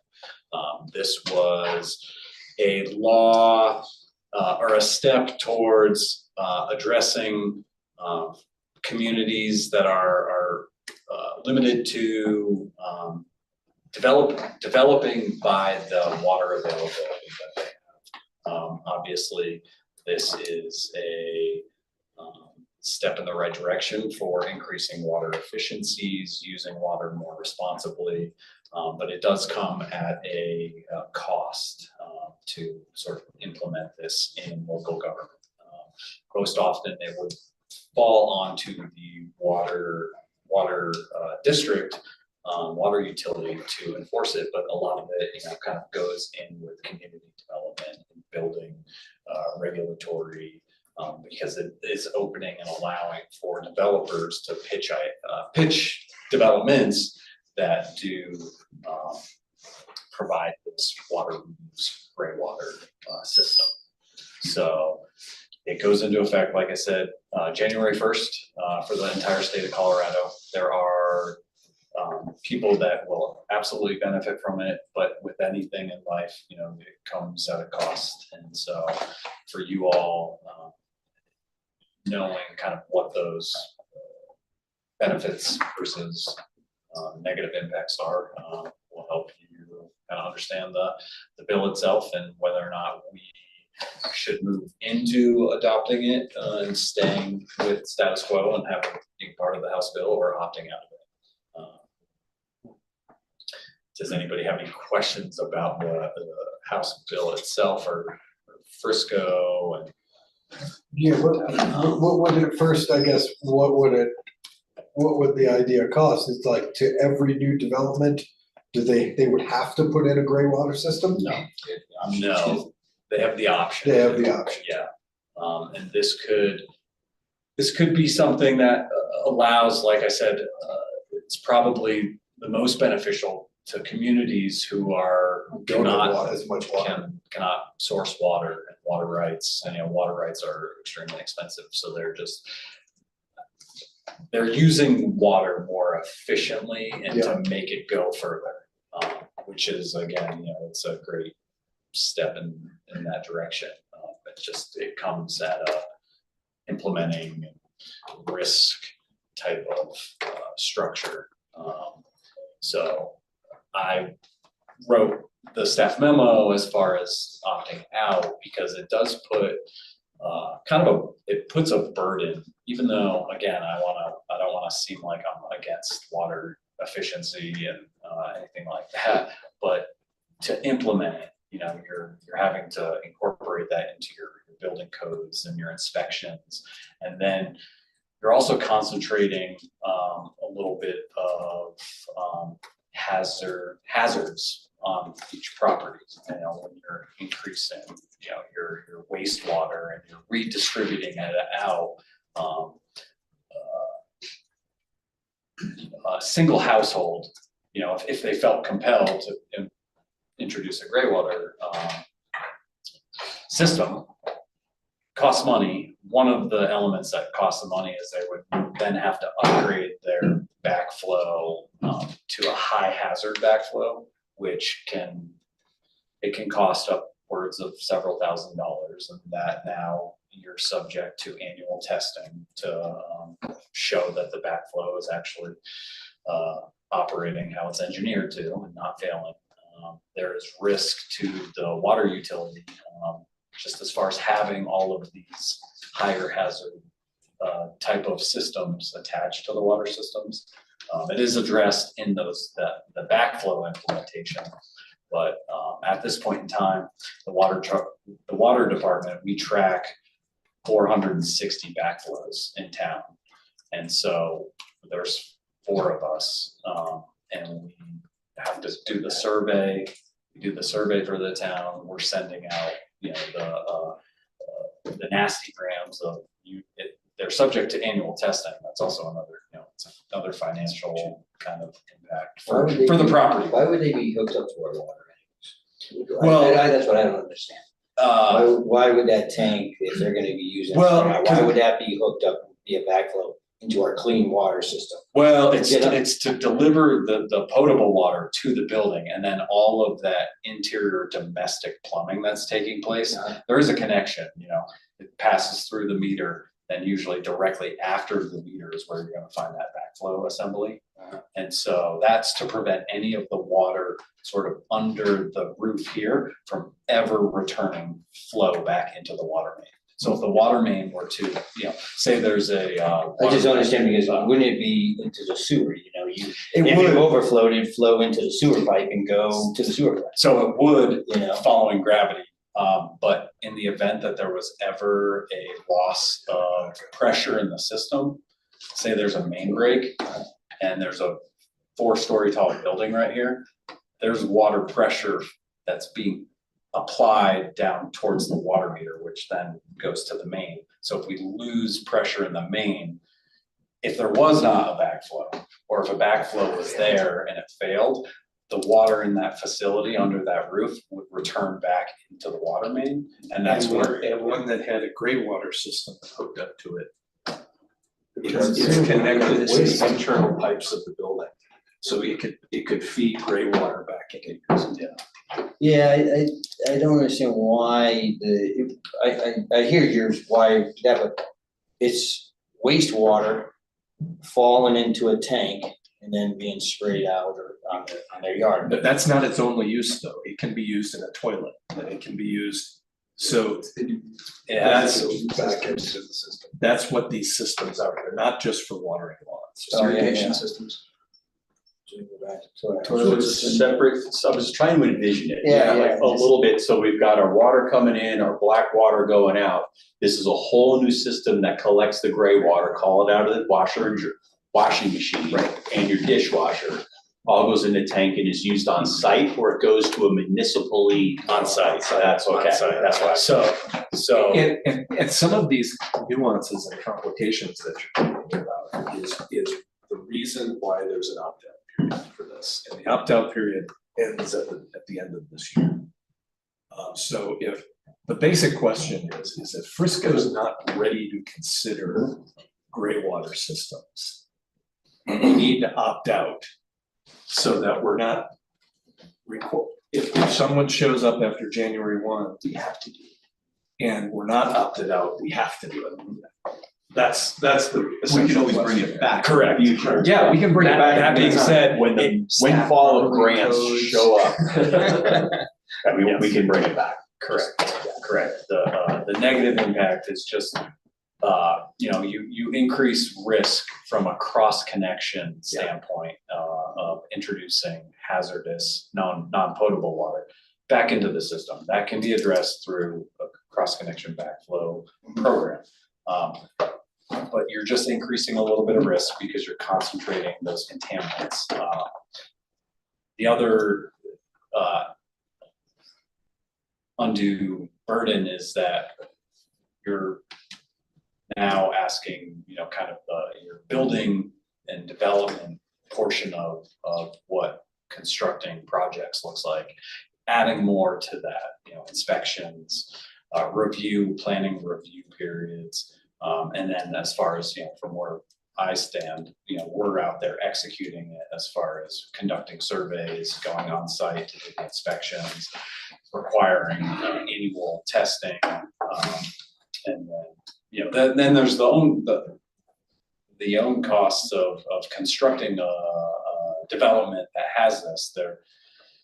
I talked to one of the representatives who's the legal counsel for Northwest Cog, and she said prior to this getting passed, Telluride wanted to kind of jump out in front of it, and they adopted it into their building codes. And she said not one project has been put through their process that actually has it. So they've kind of front loaded the work, thinking that it could be something that people want and utilize, but they did it and there's nobody there, you know, to serve. So it didn't really necessarily feel like we were in the position to start adding additional staff requirements to something that doesn't yet seem to be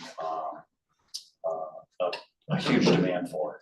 There is one caveat that we would have to exercise before doing this responsibly, is that water right decrees. We are required to have a certain percentage of the water we divert return back to the river. An analysis was done with the sanitation district, and the figure is about 90% water we divert and consume goes back and it gets back into the river downstream. So we're not negatively impacting water rights that are further downstream that are more senior to us. If for some reason, and I don't foresee this, but if for some reason there's a huge adoption and an uptick of this gray water, it could negatively impact those water right decrees of what we're required to work with. You know, so that would be one thing that we would have to exercise with the attorneys and make sure, you know, there's no conflict, but that's one of the primary reasons why I think opting out at this point in time makes the most sense. It's also not permanent. So if this were something that we wanted to develop and get back in, we have the ability to do that. I agree with opting out, but I just got one more question, you know, and I know the rainwater is not with the gray water and all that, you know, with water rates going up and stuff, and, you know, people collecting their rainwater and stuff, and I knew the state passed something, collect so much.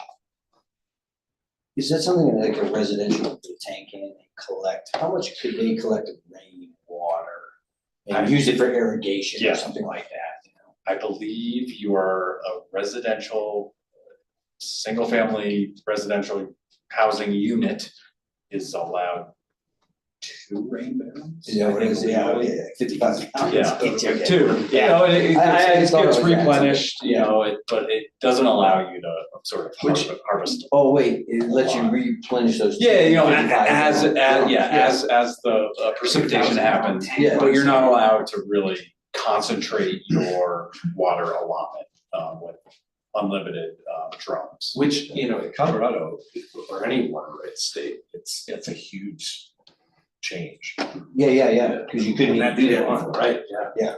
So that's why I was kind of wondering, you know, if homeowners put a tank in their yard to collect rainwater to irrigate their, you know, how much can they take off the roof? Yeah, I think you're allowed 2 55-gallon drums. And that's for the whole season?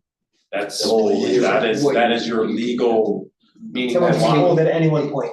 yes, Yeah, correct. yeah, 110 Yeah, gallons. So if I put a tank in 110 gallons. Through 1,000 gallons Yeah. a summer. Replenishes is fine. Yeah. Oh, yeah. But then it's gotta overflow and you gotta let it run away, once those are full. Mhm. I say we opt out. Yeah. If we're good on, Zach, you good? Cool. We'll see it later tonight, you guys, too. It's gonna be on our regular. You know, but maybe we support, you know, communities like Fruta. Mhm. There will be a time in the future, I don't know when it'll be. Yeah. When all of our West western states are gonna have to be considered.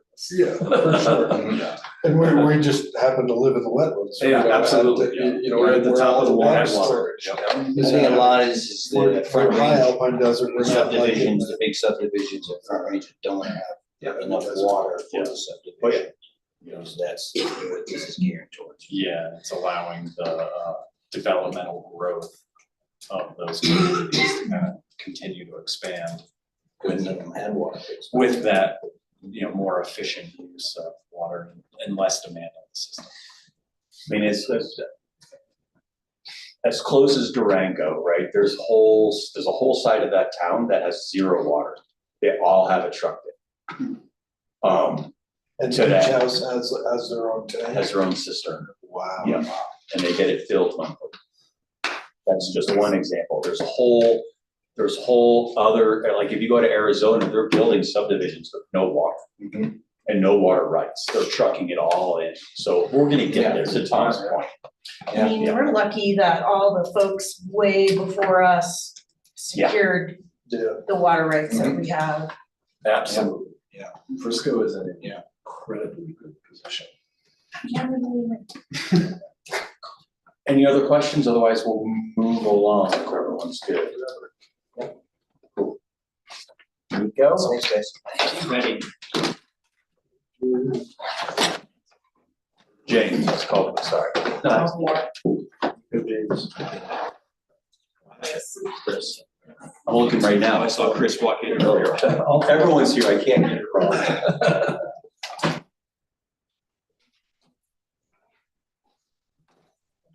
Thanks, you guys. That's good ideas.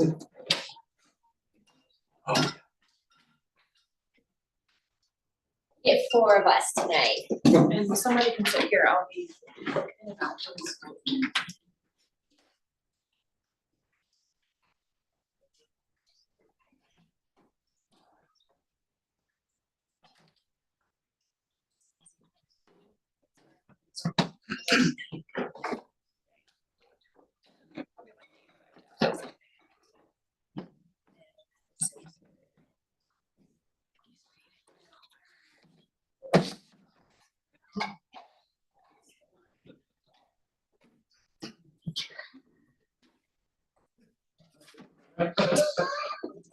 Got full attention. What?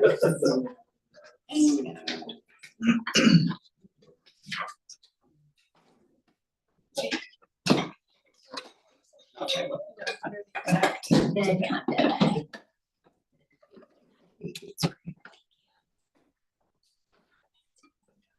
Let's go. I got the best size, I guess. I nominate him to be the controller. I'll try. Thanks. Thank you.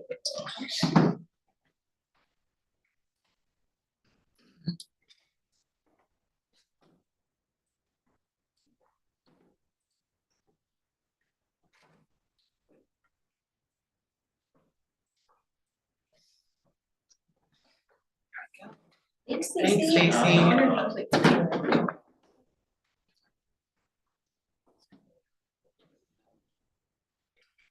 Ready? Yes. Great. I am just going to do the quick introduction and then pass it over to our awesome staff who really have taken the lead on each of these plans. So before you tonight, what we wanted to do is to run by you the primary things we thought could come out of the housing strategic plan, the comprehensive plan, and your climate action and resiliency plan, all of which have been approved by town council, all of which went through a lot of public meetings, work sessions, had input from the community. So we had Nico work on the sustainability, we had James work on housing, and we had Chris be the lead on the comprehensive plan. And then what they each did was they took their plans that were adopted within the last year and they figured out what was feasible based on budget and staff time that we're anticipating could work. And they put that together. It was all outlined in the staff report for you. But what we wanted to do tonight, we know you all read all that and you have probably loved it, but just in case anyone didn't quite get through it or had questions, we wanted to just make sure you were aware of what we looked at for our big projects and priorities for 2026. See if you had comments and also see if there was anything on there. You wanna go to the next one? that you were missing. So those were the 2 points we're really looking for help from you tonight is if you have specific questions or concerns about what we came up with for our ComDev action items, along with if there are things you expected to see and you didn't see them in the list that you had in your memo, and then also that's being outlined tonight. So they're gonna run through this pretty quickly, being conscious of time, and what they thought they would do is they'll each go through their category per quarter and then pause at the end of each quarter to see if you want to discuss based on the quarter instead of trying to look at the whole year comprehensively. So with that said, I know you know all 3 of them, so we'll skip the introductions and we'll just go right into it. Okay, so we're gonna start with planning, which is our comprehensive plan. And so the first one, we really heard from the public that streamlining planning applications and fast tracking housing approvals, especially for workforce housing, was really important. And then we're looking at updating the landscaping regs for wildland urban interface. And as you just heard, for water conservation measures, we really want to ensure that we are embracing that and what we can do for outdoor watering. And then we're going to discuss the table of uses. The Planning Commission has requested that we remove the possibility of having a drive-through restaurant on Main Street. We also heard that through the community engagement process and the comprehensive plan that people don't want to see that on Main Street. And also, we've been approached by businesses asking if they could build workforce housing on top of their businesses. Height would be allowed, but workforce housing isn't allowed in that particular zone district. So we want to make sure to look at that. James and I will look at that together. We're also finalizing the Pioneer Park design and preparing for 2026 construction. I'm going to give a little shout out to the survey that is currently open. So if you want to give us your opinion on what design elements you want to see in that plan, it's open until Sunday, November 16th. So please do that.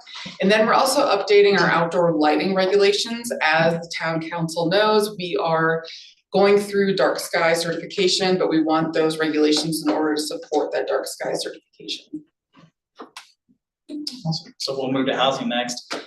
There shouldn't be really any surprises. I mean, we talked about this in depth in June, I believe it was, with our 5-year strategic plan, our 5-year housing plan. But we do want to tell you exactly what we're doing for these quarters. So the first thing we're going to commission a nexus study for inclusionary zoning. That was something that was brought forward by council to us. So we're going to begin that process in January and get that ball rolling. Next thing we're going to look at is we're going to discuss the University Technical Assistance Program for charrettes at 8th and Pitkin, the site that the town owns there. We have discussed in length about that site as well for potential housing development. We're going to get a feeling of what we should put there. And so we're going to get some ideas. We're going to discuss if we should be part of this UTAP, which is through UC Denver. It's what they're planning in architecture school there. The next thing that we'll look at is we're going to assist DOLA in the Neighborhood Centers pilot program. So a couple of months ago, DOLA came to us asking if the town of Frisco would like to participate in the Neighborhood Centers pilot program, which is created by state legislature. So what this is we would assist the state because they're unsure about this program that they've developed. So we're going to give them feedback on what works and what doesn't work in the mountain community regarding neighborhood centers. So a neighborhood center is basically a pedestrian mixed-use district. So they really liked Main Street, they really like our downtown area, so we're gonna help them out and give them feedback on what works here, what wouldn't work here, and let them know that, hey, this might work in other mountain communities as well. One of the benefits of this is any future funding from the state for neighborhood centers, which is a multi-jurisdictional incentive program, goes through Department of Natural Resources, DOLA, a couple of other departments. We would be one of the first in line for any of those grant opportunities. So that's why we're going to participate. And then the next thing is we're gonna suggest modifications to our accessory dwelling regulations. That was a big one with the strategic housing plan. We're gonna look at what we need to adjust, look at possible incentives to help homeowners or developers implement those. And so we're gonna begin those discussions. On the sustainability side, for quarter one, we're gonna start with adopting and enforcing the 2024 International Energy Code. This would be done in coordination with the Planning Division. We will develop a sustainable purchasing list for town procurement, creating a green purchasing list to help identify our preferred vendors and having criteria that align with our sustainability goals. Third, we'll facilitate the Thermal Energy Network pilot program that we're working with Excel and are really excited to see the phase of 2026 on engineering design and community outreach. And lastly, apply for the dark sky certification. As Chris mentioned, this would be done in coordination with the updating the outdoor lighting regulation. Oh, we're gonna pause. Yep. And ask for feedback here. I have a couple of questions. It's in Q4, it talks about for the reuse of buildings. Direction to have a program available as commercial buildings decide to remodel in the future. This would encourage sustainability through the adaptive reuse of buildings. I guess I have questions about, like, an example of, give me an example. Do you wanna Yeah, go through I that thi- now or wait till we? I think we were Oh, I expecting thought- to get You're feedback per quarter, Oh, that's Sorry, but we sorry. can jump ahead. but I think a quick example would be a hotel in Frisco could enroll in a program and get an energy audit and a system tune-up every 5 years. So this retro commissioning might reveal that the hotel ventilation schedules can be adjusted and some aging equipment upgraded, yielding immediately energy savings. That would be an example. Oh, wait, for a second. Sorry. And we can do them all at the end if you'd rather. You can let us know what's easier for you. Should I go to the next one or do we have questions? For this one? Next one. Okay, so one of the things we heard during the comprehensive plan community engagement was that the community is really passionate about historic preservation. And so we are gonna be looking at convening a stakeholder group to investigate historic preservation incentives, see if we want to put those in the code.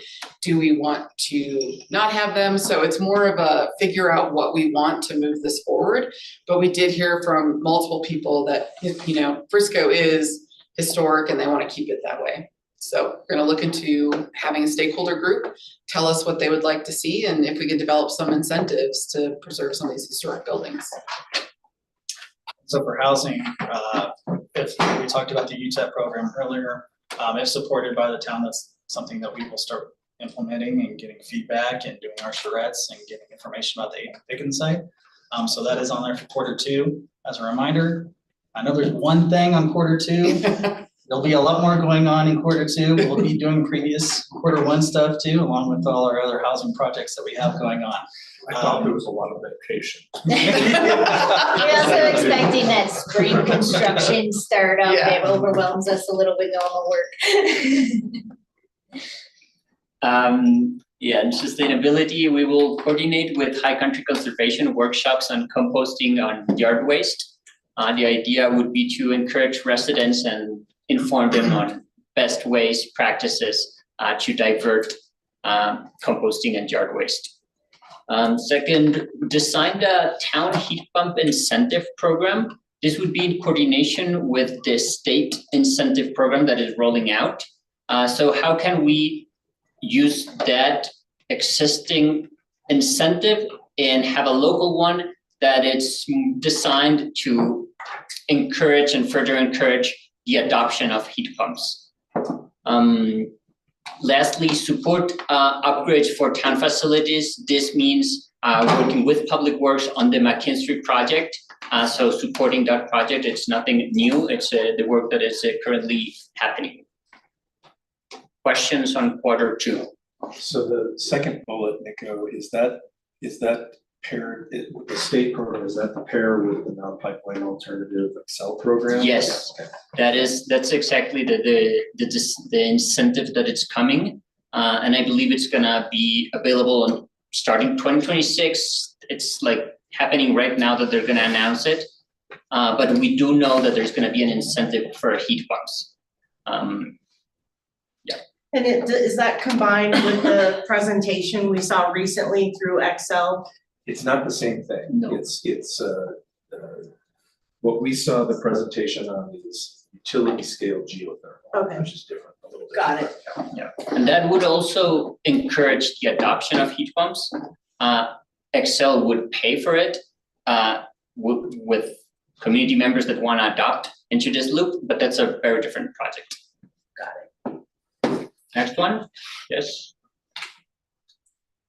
So for Q3 in planning, we're gonna discuss parking requirements. I know this can kind of be a hot button topic, but we're already gathering data right now. So by Q3 in 2026, when this rolls around, we should have some good data from interstate parking on how this is working or how it's not working, what we need to codify in the future to look at our parking standards. And then we need to update the 3 mile plan on a yearly basis. So this may be just going to planning commission and you all and saying, does this still work for you? It may be a rewrite. We'll have to see what happens in Q3. And then working with the trails and pathways and finding out where we can synergize development projects, the priorities in this long-term plan, and then get those to kind of work together or look for grants and funding to get that done. So for housing, back to 8th and Picken, by this time we'll be doing the charrettes and everything, we'll be getting our feedback, so we'll be full steam ahead on that. We'll hopefully be wrapping that up by the end of the quarter. So we have a clear direction of what we want to do for the next year, if that's how we want to move forward. The next thing that we'll also be doing is we'll explore using 5A funds for affordable housing tap fee relief. That goes back partially to the ADU incentive. We'll also look at some other recommendations from the housing plan to see if that's something that, number one, we can afford to do, number two, what's actually realistic. On sustainability, we will initiate planning for year-round cycling infrastructure and engagement. Identifying bike routes that could be maintained even in winter that are a priority for the community. Creating quick builds, bike lanes, or markings to improve safety year-round. Thinking about bike parking on town, and doing education, outreach, and thinking about feasibility of an e-bike share program. Secondly, propose a phase out for the wood, charcoal, gas stove with incentives and educations. Explore new regulations to eventually phase out. It's not aiming to do it quick. It's about doing it with incentives and educations, inviting people to electrify. Questions on Q3 2026? All clear? Okay, in Q4, this is actually gonna be kind of a heavy lift for planning because we're going to have to modify the code to be in compliance with the adopted future land use map, which may mean creating different zone districts, creating different descriptions, but doing a lot of community engagement to make sure that we are meeting those needs in the future and identified in the future land use map, and then amending those table of uses to align with that future land use map. What we've kind of envisioned for that gateway district, what we've envisioned for Main Street, things like that. And then we also want to update our non-residential and residential design standards. In the strategic housing plan, that was identified as a possible barrier to getting affordable housing, but we also don't want to, I don't really like this saying, but throw the baby out with the bathwater. We want to make sure what we can change in order to create affordable housing and workforce housing, but not give up our residential design standards or non-residential design standards. And so for housing, this is both a housing and economic development area. So in Q4, we'll begin discussing the establishment of community improvement districts. That's something that we haven't done here yet. So several communities throughout Colorado there's all sorts of different improvement districts, right? You have downtown development authorities, you have community improvement districts, you have business improvement districts, all sorts of different mechanisms to help stop the decay or improve areas, right? So it's a funding mechanism that can help both private and public sectors fund improvements. So we'll just begin discussing those options. We'll probably bring somebody in to help identify the specifics of what each one is. But we'll begin those discussions to help council get familiarized with what those are and what the possibilities are for those to be realized. In sustainability, we will work on outlining a program for retrocommissioning commercial buildings. This would be what we talked on the beginning on your question, on how do we motivate existing buildings to look at their energy systems. Because with energy codes, it's easy to enforce new buildings, but how do we encourage our existing stock to get up to newer equipment? And the idea would be to do it through some incentives and having timeframes every 5 years, and they can opt on. But that's part of the work that needs to be done, is thinking on a framework on how can we motivate our current commercial buildings to improve their energy systems. Lastly, SIC funding for a photovoltaic canopy parking project. This would be thinking on how can we finance parking lot, covered parking lot with solar panels on existing town-owned lots. So the idea would be to find a way to finance that and seek opportunities to present. And I think that's our whole year. On top of the general applications, short-term rentals, Yeah. community code enforcement, community relations, and application processing. So just the above and beyond that they're anticipating that they're gonna wanna tackle. You're making me very tired. I'm tired of listening to them and I'm worried about how they're gonna do it all. But they're enthused, so that's good. Any final questions, concerns, or things you? I thought the list looked great, and you can see how they kind of trickle out throughout the year and build off each other. I do feel the enthusiasm. Thank you guys for that. That's because I know just the day-to-day stuff takes a lot. So thanks for bringing forward some good ideas and good plans. And it's right. We're in an interesting time, and it's probably going to continue to be challenging for the next foreseeable future. So thanks. I really appreciate the time format and the quarters that you presented. It does seem like a lot, but it seems also pretty dynamic. I have a question about the preferred business purchasing and procurement. What kind of businesses are you looking at? I think the question would be, what does the town buy? And how do we decide on those, on who do we pick on the vendors? And having paper towels. Paper towels. So what criteria can we put in place to direct those decisions towards sustainable options? So would that mean not going to Walmart? I mean, it could mean yes, it could mean no. Like maybe their paper towel is great, but their soap is terrible. I feel conflicted about that item, because all of the businesses, at least in our town, pay sales tax. And I feel like this is kind of a, I don't know what the word would be, yeah, it's an overreach, because how can we nitpick every single item that we buy?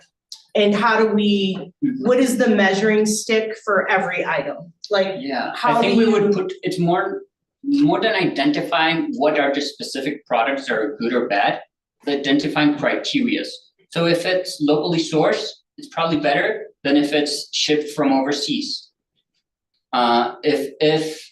But what if somebody's product that their business model is based on is always gonna be shipped overseas, so they're just gonna be out of the list? I think if there's the same product that is produced locally, Okay, the intention would be to prefer that one.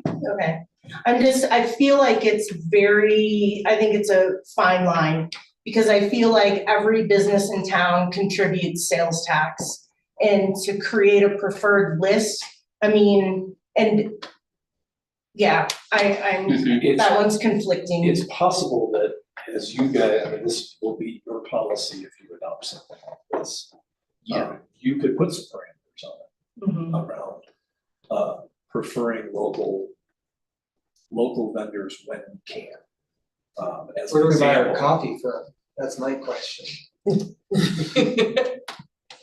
Well, there's no coffee that's locally sourced, so. But, you know, these are kind of the questions I have, and I think some businesses would perform better on that checklist depending on what it is. And I just think the fairness of that measuring and process and determinations, I don't know, I don't feel good about it, but. Is that something that like we would end up enforcing? Or is this just like we're providing? It's for town government use. It's only for town. Yes, only for town It's not government for use. individual I know, but businesses. that's even worse because the town government receives sales tax from these businesses, and it seems kind of like a kick in the pants.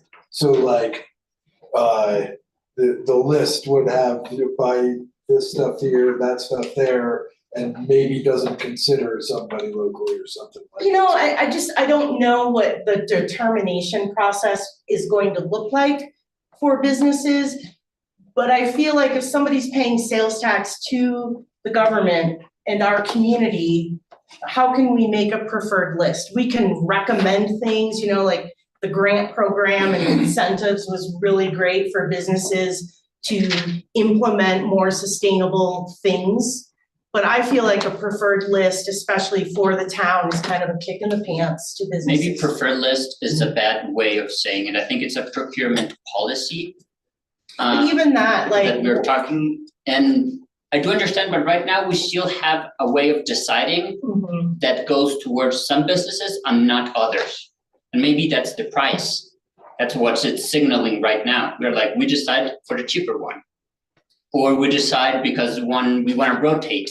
But there's a decision in place that is happening right now, even if we don't have it in paper. Right, yeah, I mean, rotating businesses makes sense to me, but preferring one business over another, and who knows what the capability of sustainability standards for certain businesses, like maybe they're limited on what they can do. I just feel like it's a little overreaching and not fair. And I do think they're really good points you're bringing up, and just to emphasize, it'll come starting with the work session discussion. Okay, And- sorry, that's yeah, not no, right now. No, you're good, no, it's good, because as before Nico It prepares comes, me that's why we're to doing this, like understand he what are wants to relevant. know, you know, what should he be prepared to address? Mhm. And I will just say, there's a lot of boxes that get delivered to this front town hall itself. Yep. And they probably could be sourced locally if we had something that emphasized more of a local priority over potentially cost or however else. That part Any of those makes boxes sense. have Yeah, that part a makes Like- switch arrow on them? Yeah. Like, if this was a buy local procurement, that might be a different And story. a lot of time, I think sustainability is gonna be connected to being local to see. I think those two go together. There's other parts and we can talk about it and decide, but those two go together. If the, And again, you could always talk about it at a work session when it comes forward that quarter and say, you know what, despite it being in this plan that we adopted, we really don't think this is the right route we want to take. Okay, But yeah, I'm glad you brought those things up so that Nico doesn't just come forward with something not thinking about that. and this is just a comment. There's nothing you can do, and I'll bring this up probably for the rest of my life, but 7 years ago, I tried to keep the Staley Rouse House on its foundation because it was in the Colorado Register of Historic Buildings. And I got a community conversation in this room to preserve that building. And at that time, the town manager at that time and pretty much the staff, one of the comments to me was, nobody cares about history anymore. And so when I see the historic preservation on this list, and I'm not against it by any means, but I do feel like it's a little bit late. we screwed up, and I know the reasons why we had to make the decisions at that time. I know there was a lot of pieces that kind of forced that building to be moved. If you wanna talk to me, I'll let you know, because I was on council then. Yeah, I mean, I've talked to a lot of people and I do understand, but we owned that land and we owned that building. And maybe having this historical preservation piece now could prevent something like that from happening in the future, but I don't know if we have any buildings left, except for the historic park. And at that time, my question to council or the town manager was about perpetuity of the historic park. So I guess maybe I would ask that as because I was told that a different council, if they wanted to change their mind about the historic park, they could easily take it away and it could be developed. And so I would like to know if that's true, and if it is true, what can we do to make sure that does not happen? Sorry, I'm shouting. I had a lot of coffee. I don't know if this is true, but one thought process is that similar to the community center park, if we wanted to change the use of that or sell it or develop it, it might need to go to a public vote for that to happen. It absolutely would, Mr. Mayor. The community. Thanks, Dad. Center. No, the historic park. Oh, the historic. Because it's a park. Well, we went through that with the community center trying to. So I was equating the two. Yeah. That's why I was wondering what you're talking about. Okay, well, that's good to know. Because that's always bugged me, like wondering if something like that could happen. I feel like, based off of this and the plan, the historic preservation work came from the public. No, I know. So where you came forward at that time and, falling almost upon deaf ears. Yeah. From Well, now town we have a hall at public the that time. cares. And it's and so at least the public made it clear that that's important to the public too, and we should be considering that whether or not we feel differently individually. No, I know, I get that, and it's amazing that now residents care about that, I'll always be bummed out. Yeah, and just a little bit background, a lot of comment came from the community during the comprehensive plan meetings about the frustration that they don't think we have enough and brainstorm ideas of what this group will discuss if we even want to go forward with it, would be looking at other characteristics of what makes it a historical structure. Okay. So maybe it has to be on the registry, maybe it's the history and character of who lived in it, and they could have, and then looking at an incentive program to, hey, we think your structure is important because so-and-so lived there and it has this great history to it. So if we'll give you some flexibility maybe in your setbacks or your bulk claim or something If like they that, keep the- if you keep the structure. So using the Prime building as an example, what would be possible for that building, because I know there's a lot of conversations in the community about that building. Yeah. Based on who lived there and the history of that particular space. That one's already too far down. And No, that's I know it can't be saved, but I'm saying if we created If the a, owner was able to structurally secure that building, continue to use it, they could maybe get more units of density or affordable housing or go a little bit more in the development side. Yeah. Zoning that's good. districts allows. It really is up to the council. Yeah. We'll of course be bringing forth a lot of ideas, but the extent that the council wants to go through to offer incentive, that's really where it's gonna end up. I mean, I know that building's already, the plans are already set and things are in motion, but, just using that as an example, because I've had a lot of conversations about that building and, anyway, I'm just rambling. Nico, on your the sustainability thing of the canopies, can we kind of look at pole, for solar panels on poles? Yeah. And stuff, because the peninsula is one of the sunniest places it gets as soon as it comes up and over. There's not, the whole thing better Yeah. than a canopy over all the parking, or.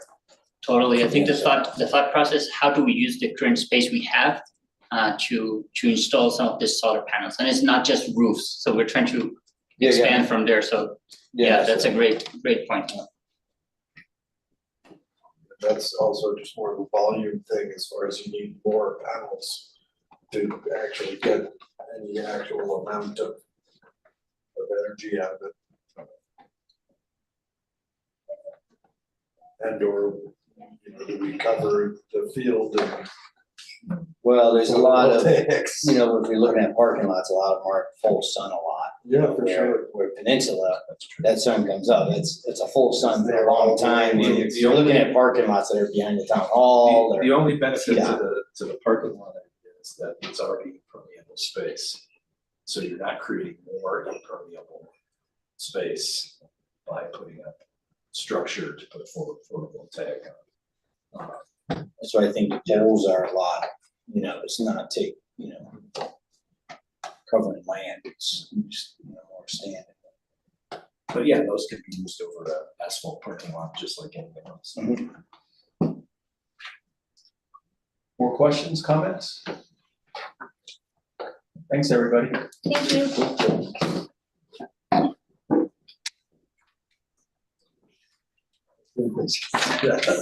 that is it. It's nice you have. I think that's a. 200 holes. Oh, yeah. To get, X amount of, But if you're looking at a parking lot, it's a lot of them like that. oh,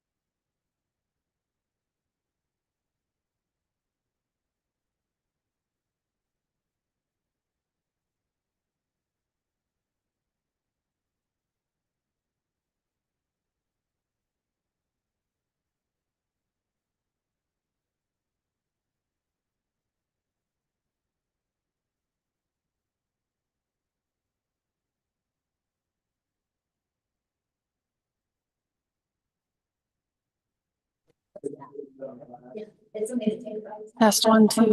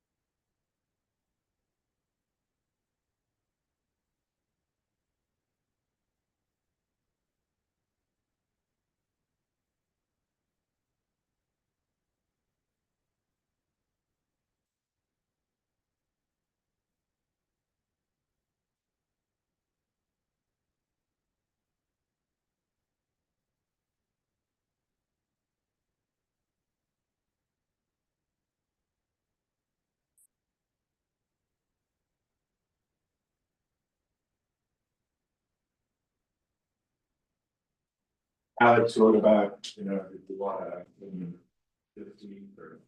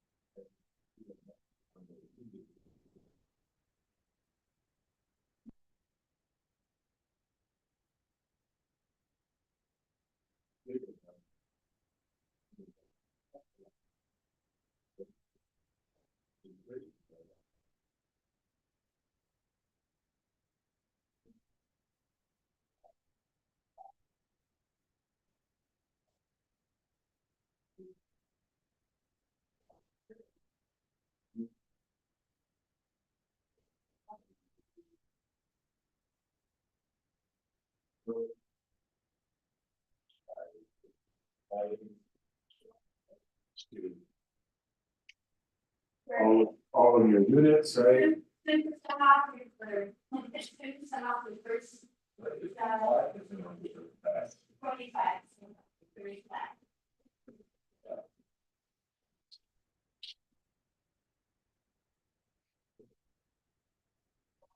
Yeah. We got at the back of that, like the bank.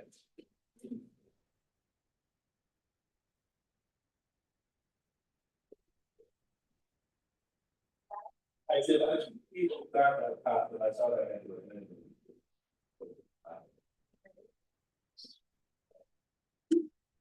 Yeah, it will still be about it, because I mentioned maybe the lifestyle.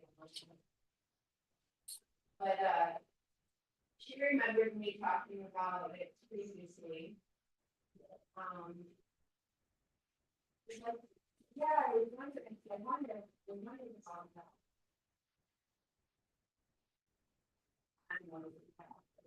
Right.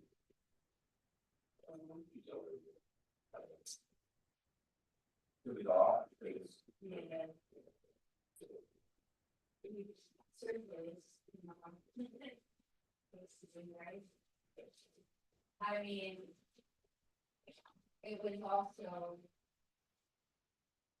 I mean, before you didn't have to stick with permits anyway, really, that wasn't the thing that sank it, it was just Giovanni, right? Yeah.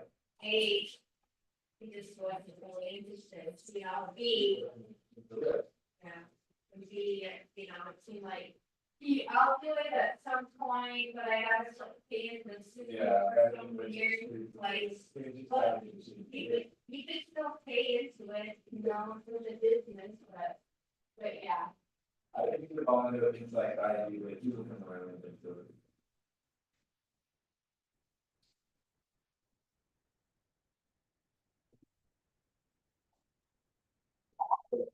Thank you. Like, come do it. Right, and we don't want to.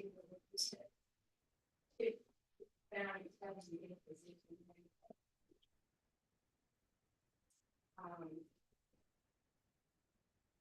Yeah.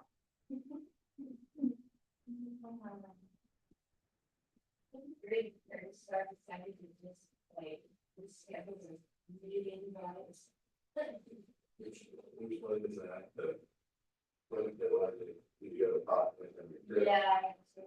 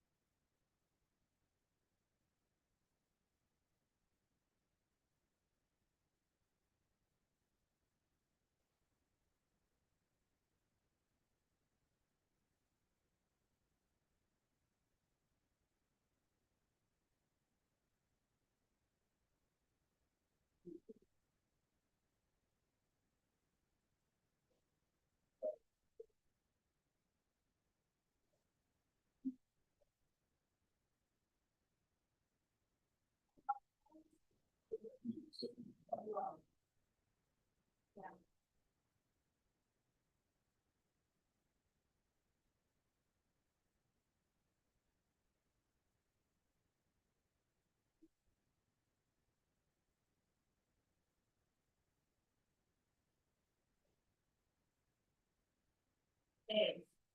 We need another to-do list, and we go on the line. Right. Well, not right.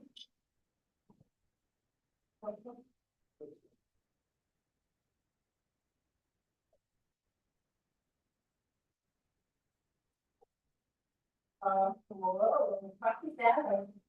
There's a lot of copy down.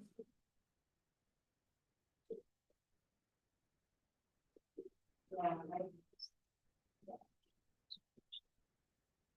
Here it is. Wow. Oh, how was that? Big huge slab.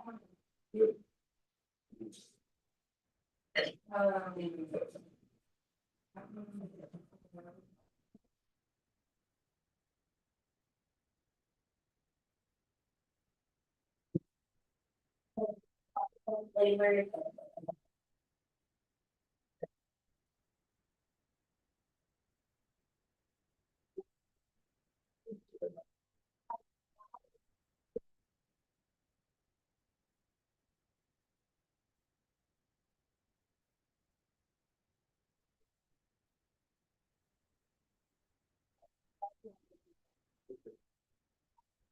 It's like.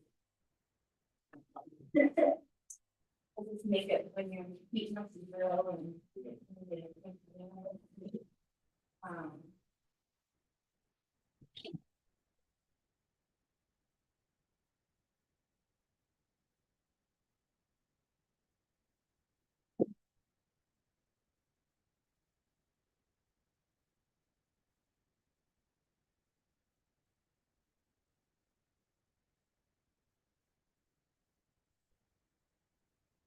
regional Uncle Fester from Adams family.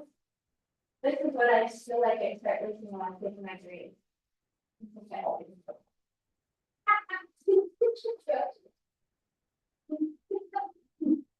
You know, maybe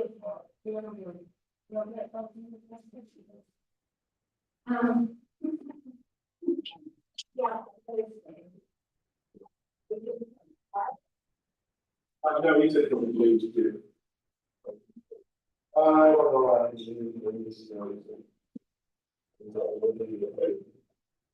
Many others might have pointed it, I think it should be done by. I don't know, I'll let you know, we get it or maybe. We can have, we say it's like half hour to process something, depending on so actually.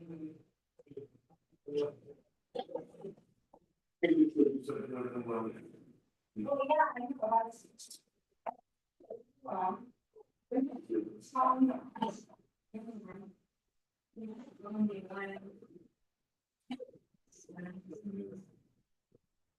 We have figure out, things right now. I did like anticipate planning about. I knew it.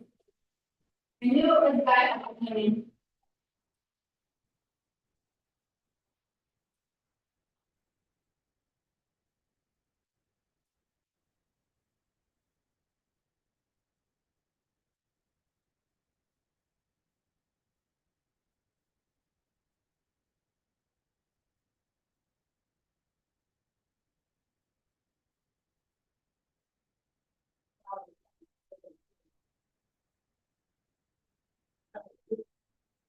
How on fire first. So we are back. It's not sure.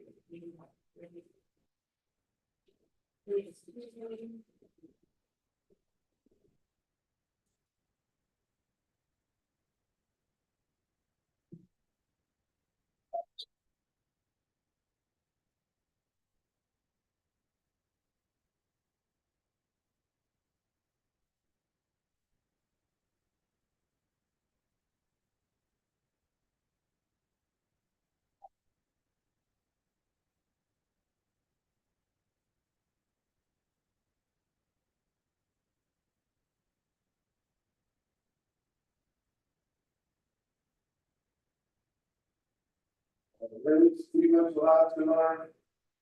Covered letter. Oh, yeah. Pockets of it in the smell seal with the soil, after the feature of it. But there's stuff in there.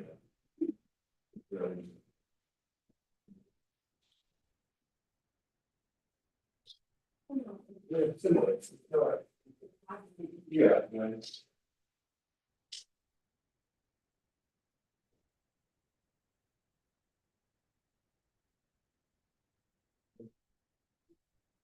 But only here to this.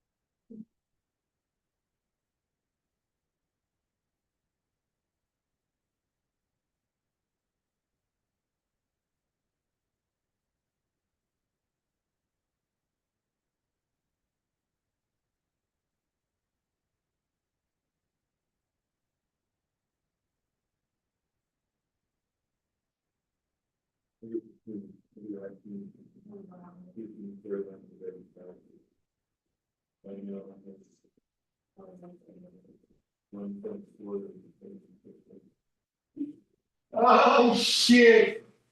Oh, shit. Ha! That was not really.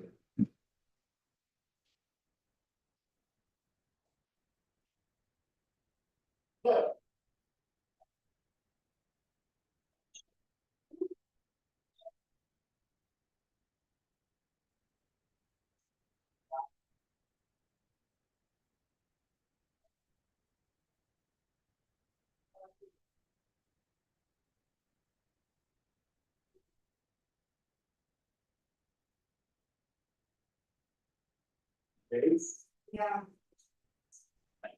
And the name, yeah, really.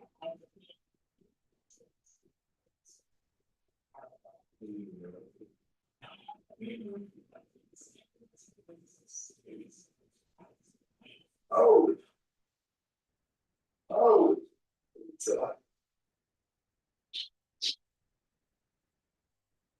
Black.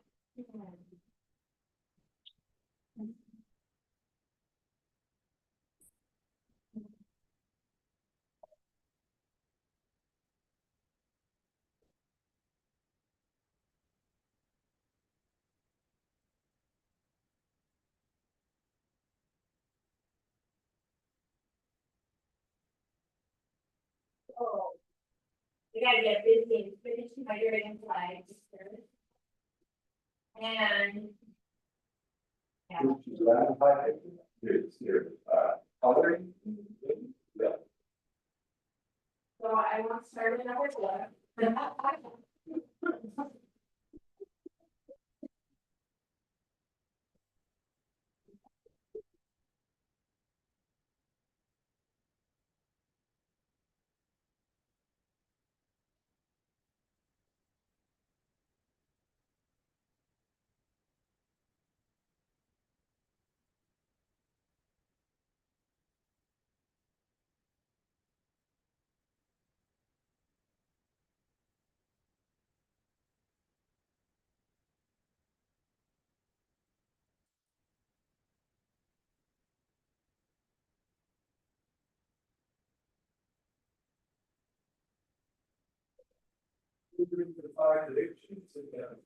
Yeah.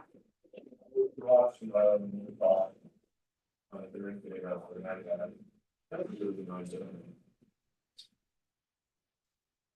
You know.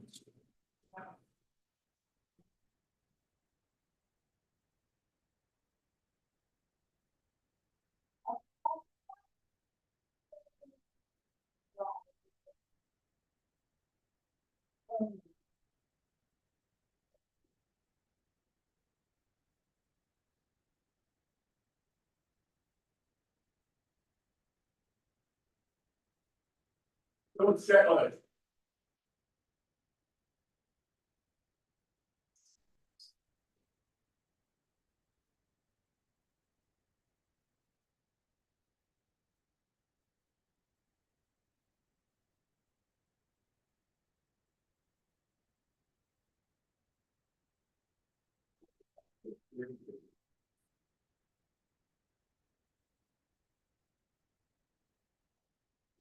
Oh my God.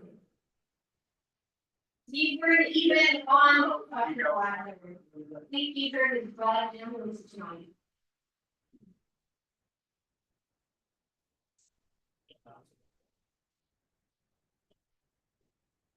What do you know?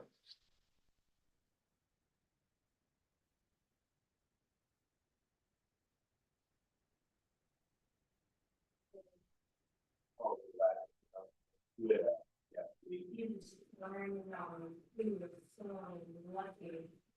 I have to just things that I haven't even. We bought, right?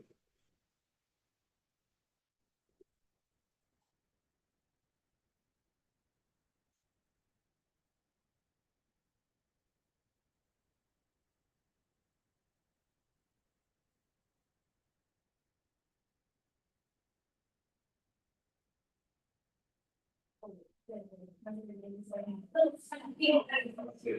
you're not gonna do that. Yeah, you can do it. No, no, you're not. There you go, it's in touch. Takes the weight off of it, yeah.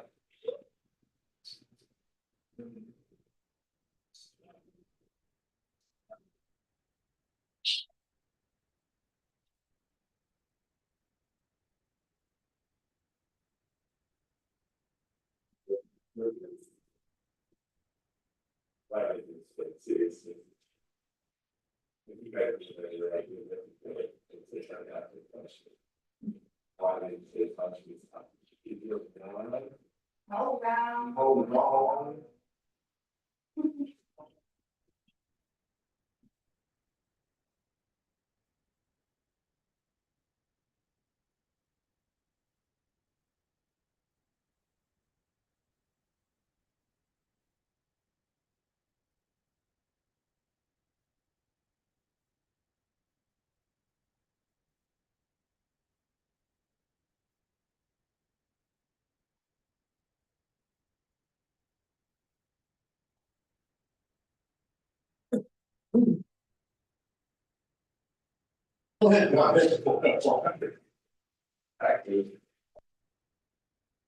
But hold up air.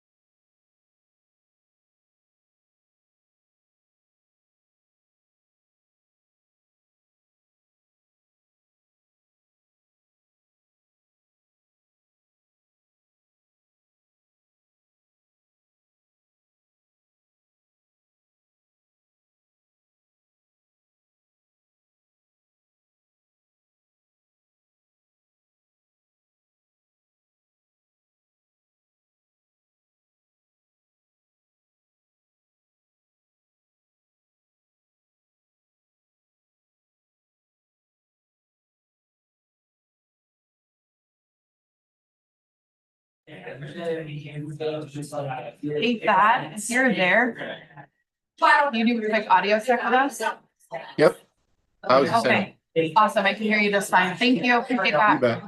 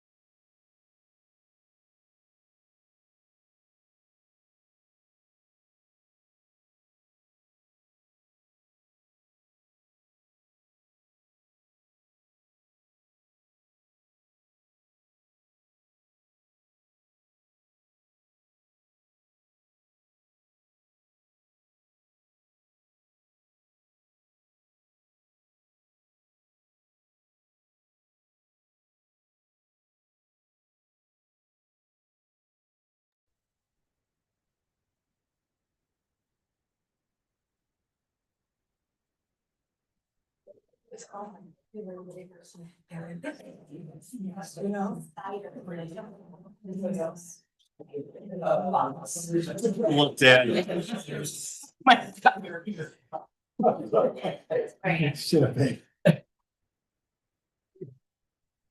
And with that. I think I should, yeah, not drink during, drink full. Yes, yes.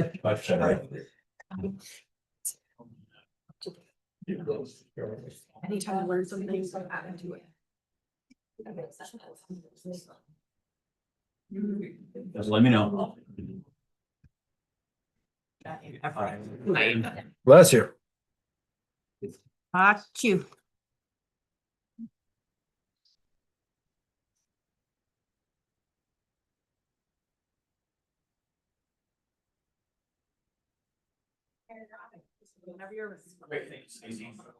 With that, hi, everybody, and thanks for coming to the regular meeting November 11th for the Frisco Town Council. And with that, we're going to start with a roll call.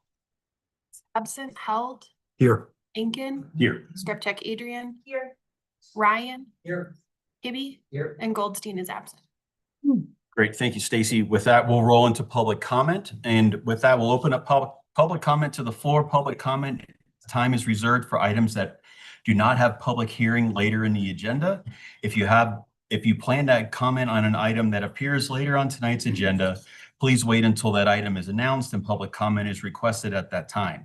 State your name and address for the record, be topic specific, and limit comments to 3 minutes or less. No council action is taken on public comments at council meetings. Council takes public comments under advisement, and if a council and/or staff response is deemed necessary and appropriate, the individual making the comment will receive a formal response from the town at a later date.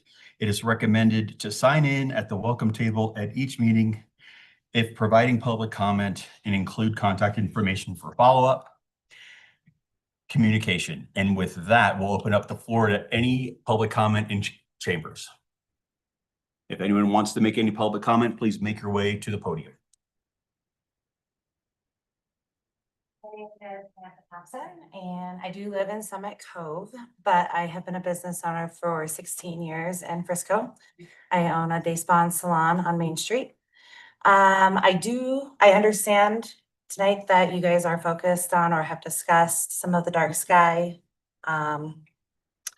future for the town.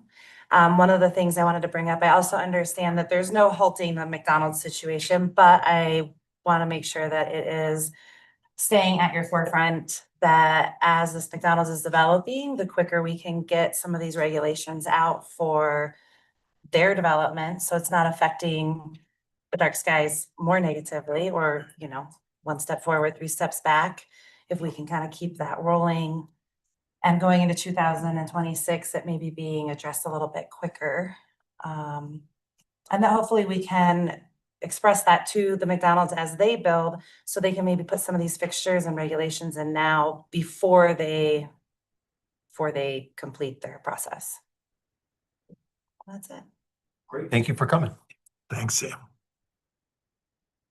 Anyone else for public comment? Comment online. No, Mr. Mayor, I'm not seeing anyone online. Great. No public comment online, no further public comment in chambers. We'll move on to mayor and council comments. I'd like to say happy Veterans Day and thank all the veterans for their service to our country. I also want to make a comment about Veterans Day and just share my favorite veteran, which was my husband's grandfather, who was a Mennonite. His entire community was against him for going into the Navy. And while he wasn't religiously allowed to carry a weapon, he drove U-boats to Normandy Beach, and that was his role. And the reason why I'm bringing this up is because I feel like sometimes it's really important to take time to talk to our veterans and hear some of their stories if they're willing. It just creates this deeper understanding and appreciation. Great, thank you. Anyone else? I would actually say something about NHP and the funding mechanism that we all created with them for our middle income housing, workforce housing project at 602 Galena. Officially, NHP is employing this process for their next build. And so I think we've really actually done something here, and congratulations and good job. Great, thanks, Andy. I just want to acknowledge our veterans. We've had some in chambers this evening. I've had the pleasure and honor of working with several of them over the course of my professional career. And again, we all have different experiences, and it's time, you know, if you have the time, listening to other folks' experiences can help you grow as a person and share those opportunities that you have together, so that you can all enjoy where you're all going in the future based on what you can learn from each other's past. With that, any other comments? Great. With that, we'll move on to town manager or staff updates. Sure, just a few this week. The leadership team and myself went over what has been done and what will be done before January 1st and past January 1st to implement the flavored nicotine product ban that the council took action on earlier in the year. So just a reminder that that's coming, and the staff is working diligently with our, I think, 11 businesses that carry some of those products. Mostly wanted to get out in front of that so that they can use up inventory appropriately so that they're not out financially. Got word last week that the last 90-day comment period for the NEPA document associated with the U.S. Forest Service backyard project. I know it has a different title than that, but that's how we're familiar with it. That will begin on November 21st. So that is the last public hurdle, public comment period, and then whatever reaction that the Forest Service has to take to that. It will then, after the first of the year, when that 90-day period is done, it will start its way through the hierarchy of the federal government to get approved, ending up with being published on the Federal Register. We're still expecting a February, March-ish timeframe. And there's a lot of talk about implementation in 2026 by the U.S. Forest Service and a lot of local entities. So a lot more to come on that. Pretty exciting to see that long process coming to fruition, and hopefully coming to fruition and get into implementation.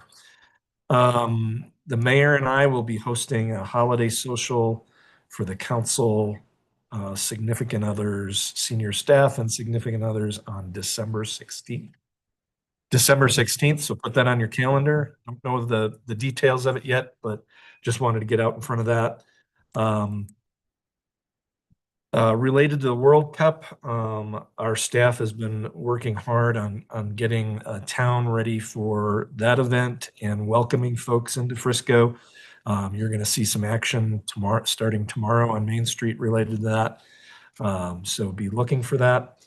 And then for the upcoming municipal elections after the first of this next year, leading into April, there will be, and you're going to hear this again at your next meeting from the clerk, but there will be a how to run for local office forum at the Keystone Town Hall on December 11th at 5 p.m. It's done every year, hosted by all the clerks in the county for all the municipal elections. So anybody that's wanting to run for office, that's a great place to start and get information and get some exposure to the clerk who runs that process. That's all I've got today. Great. I wanted to follow up, Tom. Thanks for reminding me. I want to acknowledge an event that's going on within the community. It's the Beginner's Guide to Local Government being put on over at Colorado Mountain College. It's just another opportunity for folks listening online or folks in chambers to learn about local government, how it works and how it impacts your life and how to get involved.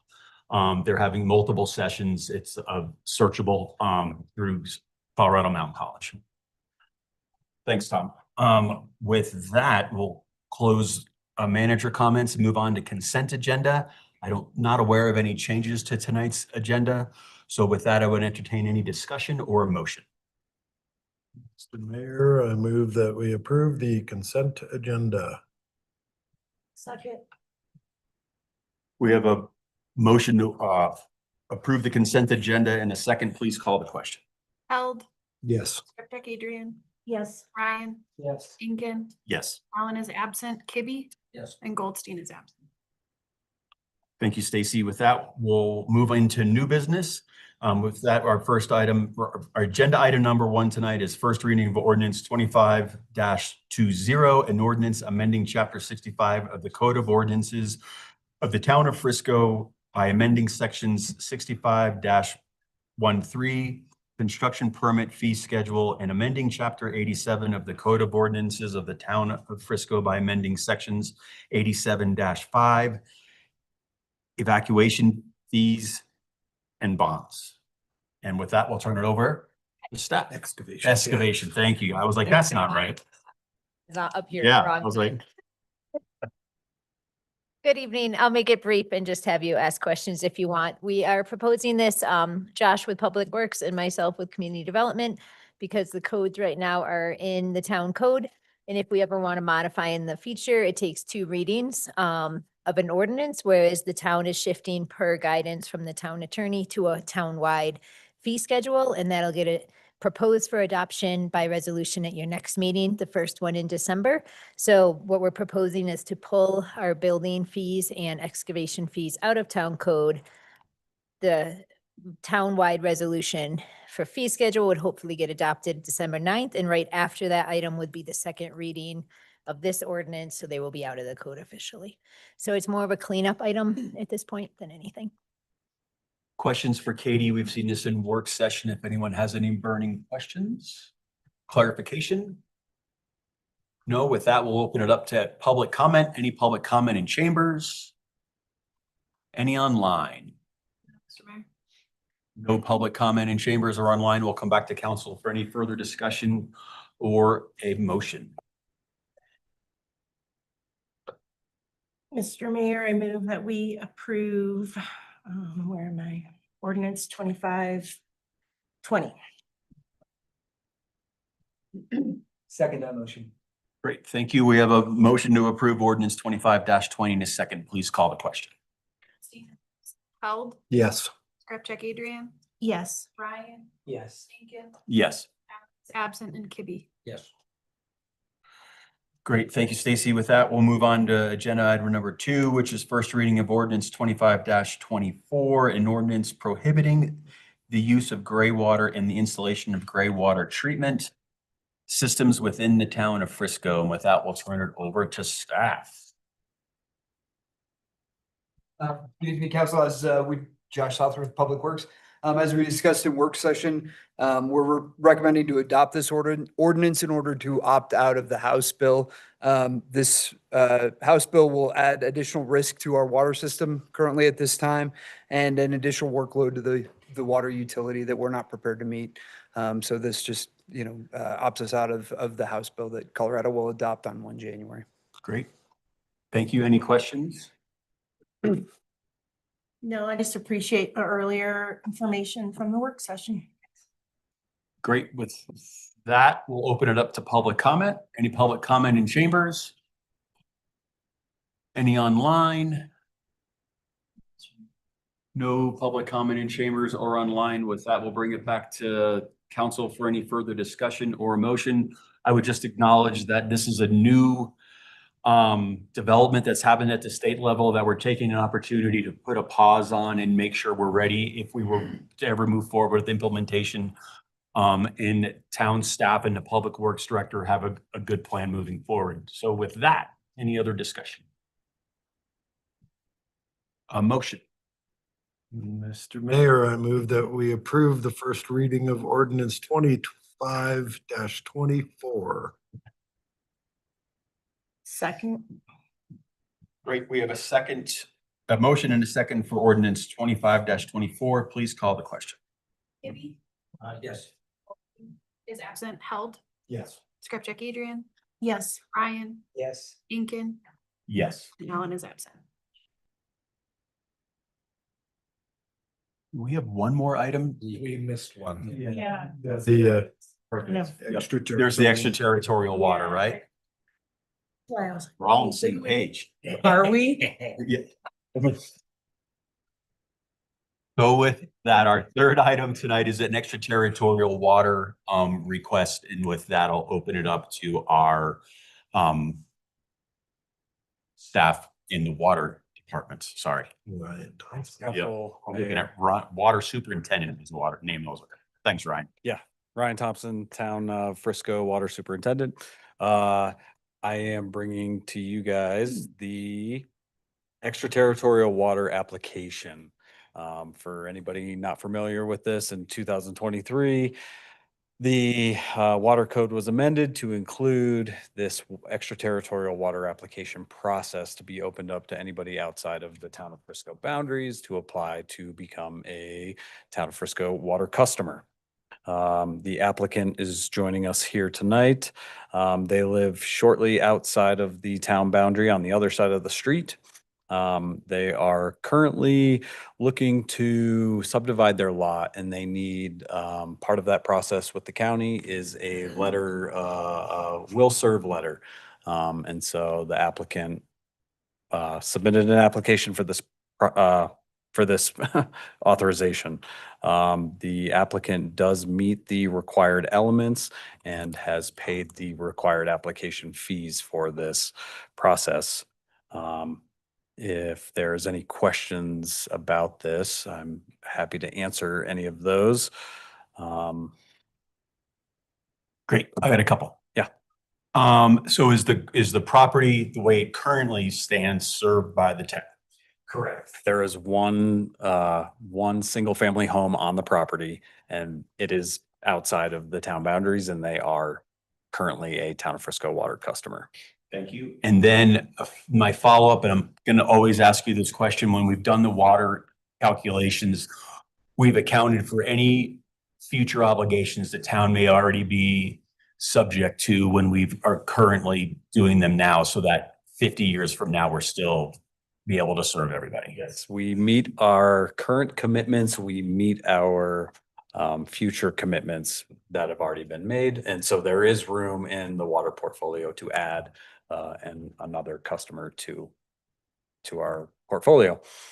That process does get updated annually at the end of the year. It will go to the water engineer who designed the digital tool and also to our attorneys. And then they kind of, assess any changes that have been made to our water portfolio, the value of the water, so on and so forth. Great. Thank you, Ryan. Any other questions? With that, we'll go out to public comment. Any public comment in chambers? Any public comment online? No public comment in chambers or online. I'll bring it back to council for any further discussion or a motion. I do appreciate the process that you guys have all worked so hard on, and this makes this much more possible than it was before. It was very ad hoc before, and we really had no idea what we could afford to give for water, and so thanks, good job. I'm just curious about how the conversation went with Thad, or how he got to the point legally with like the site not having building plans yet. So that was kind of a unique scenario with this because every other customer that has gone through the process, they either have an existing home on the property to serve or a set of building plans that presents us with an idea of what's going to be constructed. Talking with Thad, that would not prohibit the property owner from getting this extraterritorial agreement set up.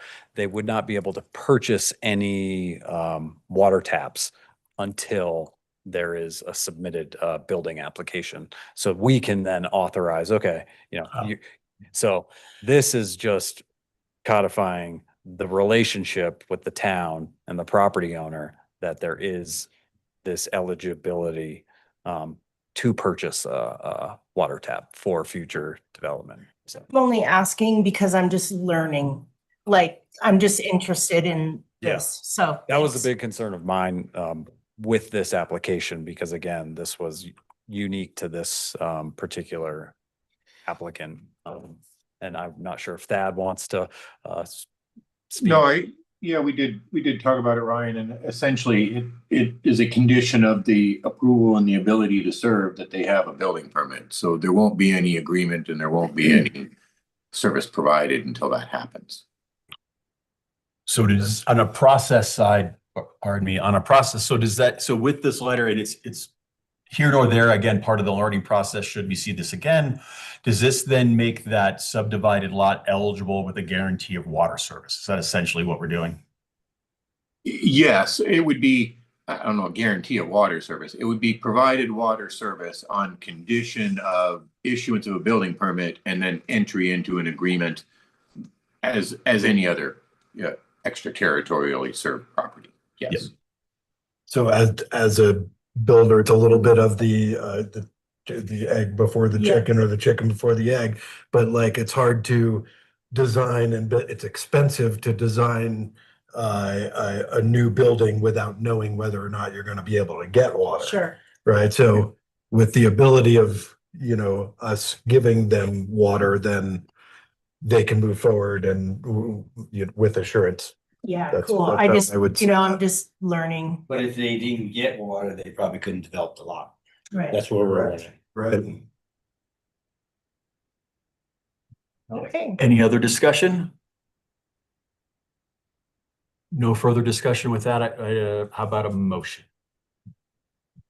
Mr. Mayor, move that we approve ordinance 2305. No, it's the moving to approve the extraterritorial. Oh, now I'm on the wrong, gosh. Yeah. Okay, I move to approve the extraterritorial water service agreement consideration For. for 0254 Alpine Drive, future lot number 2. Second. Great. We have a motion to approve an extraterritorial water application in a second. Please call the question. Allen is absent. Kibbe? Yes. Goldstein is absent. Held. Yes. Skrupcheck Adrian. Yes. Ryan. Yes. And Incan. Yes. Thanks, Ryan. So with that, we'll move into old business, agenda item number 1, which is going to be a second reading of ordinance 25-21, an ordinance approving a first amendment to the second amended and restated development agreement between the town of Frisco, the Frisco Community Housing Development Authority, and the NHP Foundation and the NHPF West Main LLC concerning the affordable housing development to be constructed at 101 West Main Street. And with that, we're going to Thad online. Sure. Second reading, as you've noted, very technical amendments to the existing agreement, with the primary purpose being to extend the deadline by which construction must begin on that project after approval of LIHTC financing, which has already happened. This is just an extension of that, of the deadline period that we are within. Thank you, Thad. This is second reading. Does anyone have any questions for Thad? Open it up to public comment. Any public comment in chambers? Any online? Not seeing it. No public comment in chambers or online. I'll bring it back to council for any further discussion or a motion. Mr. Mayor, I move that we approve the second reading of ordinance 25-21. Second. We have a motion to approve on second reading ordinance 25-21. Please call the question. Incan. Yes. Kibbe? Yes. Goldstein is absent. Held. Yes. Skrupcheck Adrian. Yes. And Ryan. Yes. Thank you, Stacy. With that, our agenda item number 2 of old business, the second reading of ordinance 25-23, an ordinance concerning the financing of a utility cost saving measure and in connection therewith authorizing the project and approving the execution and delivery of a lease purchase agreement and escrow and account control agreement and other documents. Sweet. And with that, we'll see Leslie. Good evening, Mayor and Council. So this ordinance before you would allow for the lease purchase of energy improvements to town facilities. This arrangement would provide a net cost to the town of Frisco of $295,000. The debt service itself would be paid for by the energy improvements and savings to utility bills. So it is a good deal to the town. And if there are any questions, we do have Steve Gale from D.A. Davidson online who helped us to arrange this financing. And I welcome any questions. I like Questions? Right. No questions. Thank you, Leslie. With that, we'll open it up to public comment. Any public comment in chambers? Public comment online? Not seeing any public comment in chambers or online. I'll bring it back to council for any further discussion or a motion. Mayor, I'd like to pass or approve the second reading of ordinance 25-23. Guys read anything else? Nope. Yep. Second, We have a motion and a second to approve on second reading ordinance 25-23. Please call the question. yes. Incan. Yes. Kitty. Yes. Held. Yes. Adrian. Yes. Great. Thank you, Leslie. Thank you, Stacy. I'm making sure. All right. No further business tonight. I would entertain a motion to adjourn. Mr. Mayor, I move that we adjourn. All those Second. in favor? Aye. Aye, we are adjourned. Thanks, everybody. Thank you very much. Thank you, Mr. Mayor. Thanks, Thad. See ya. Thanks, guys. Was like bumbling.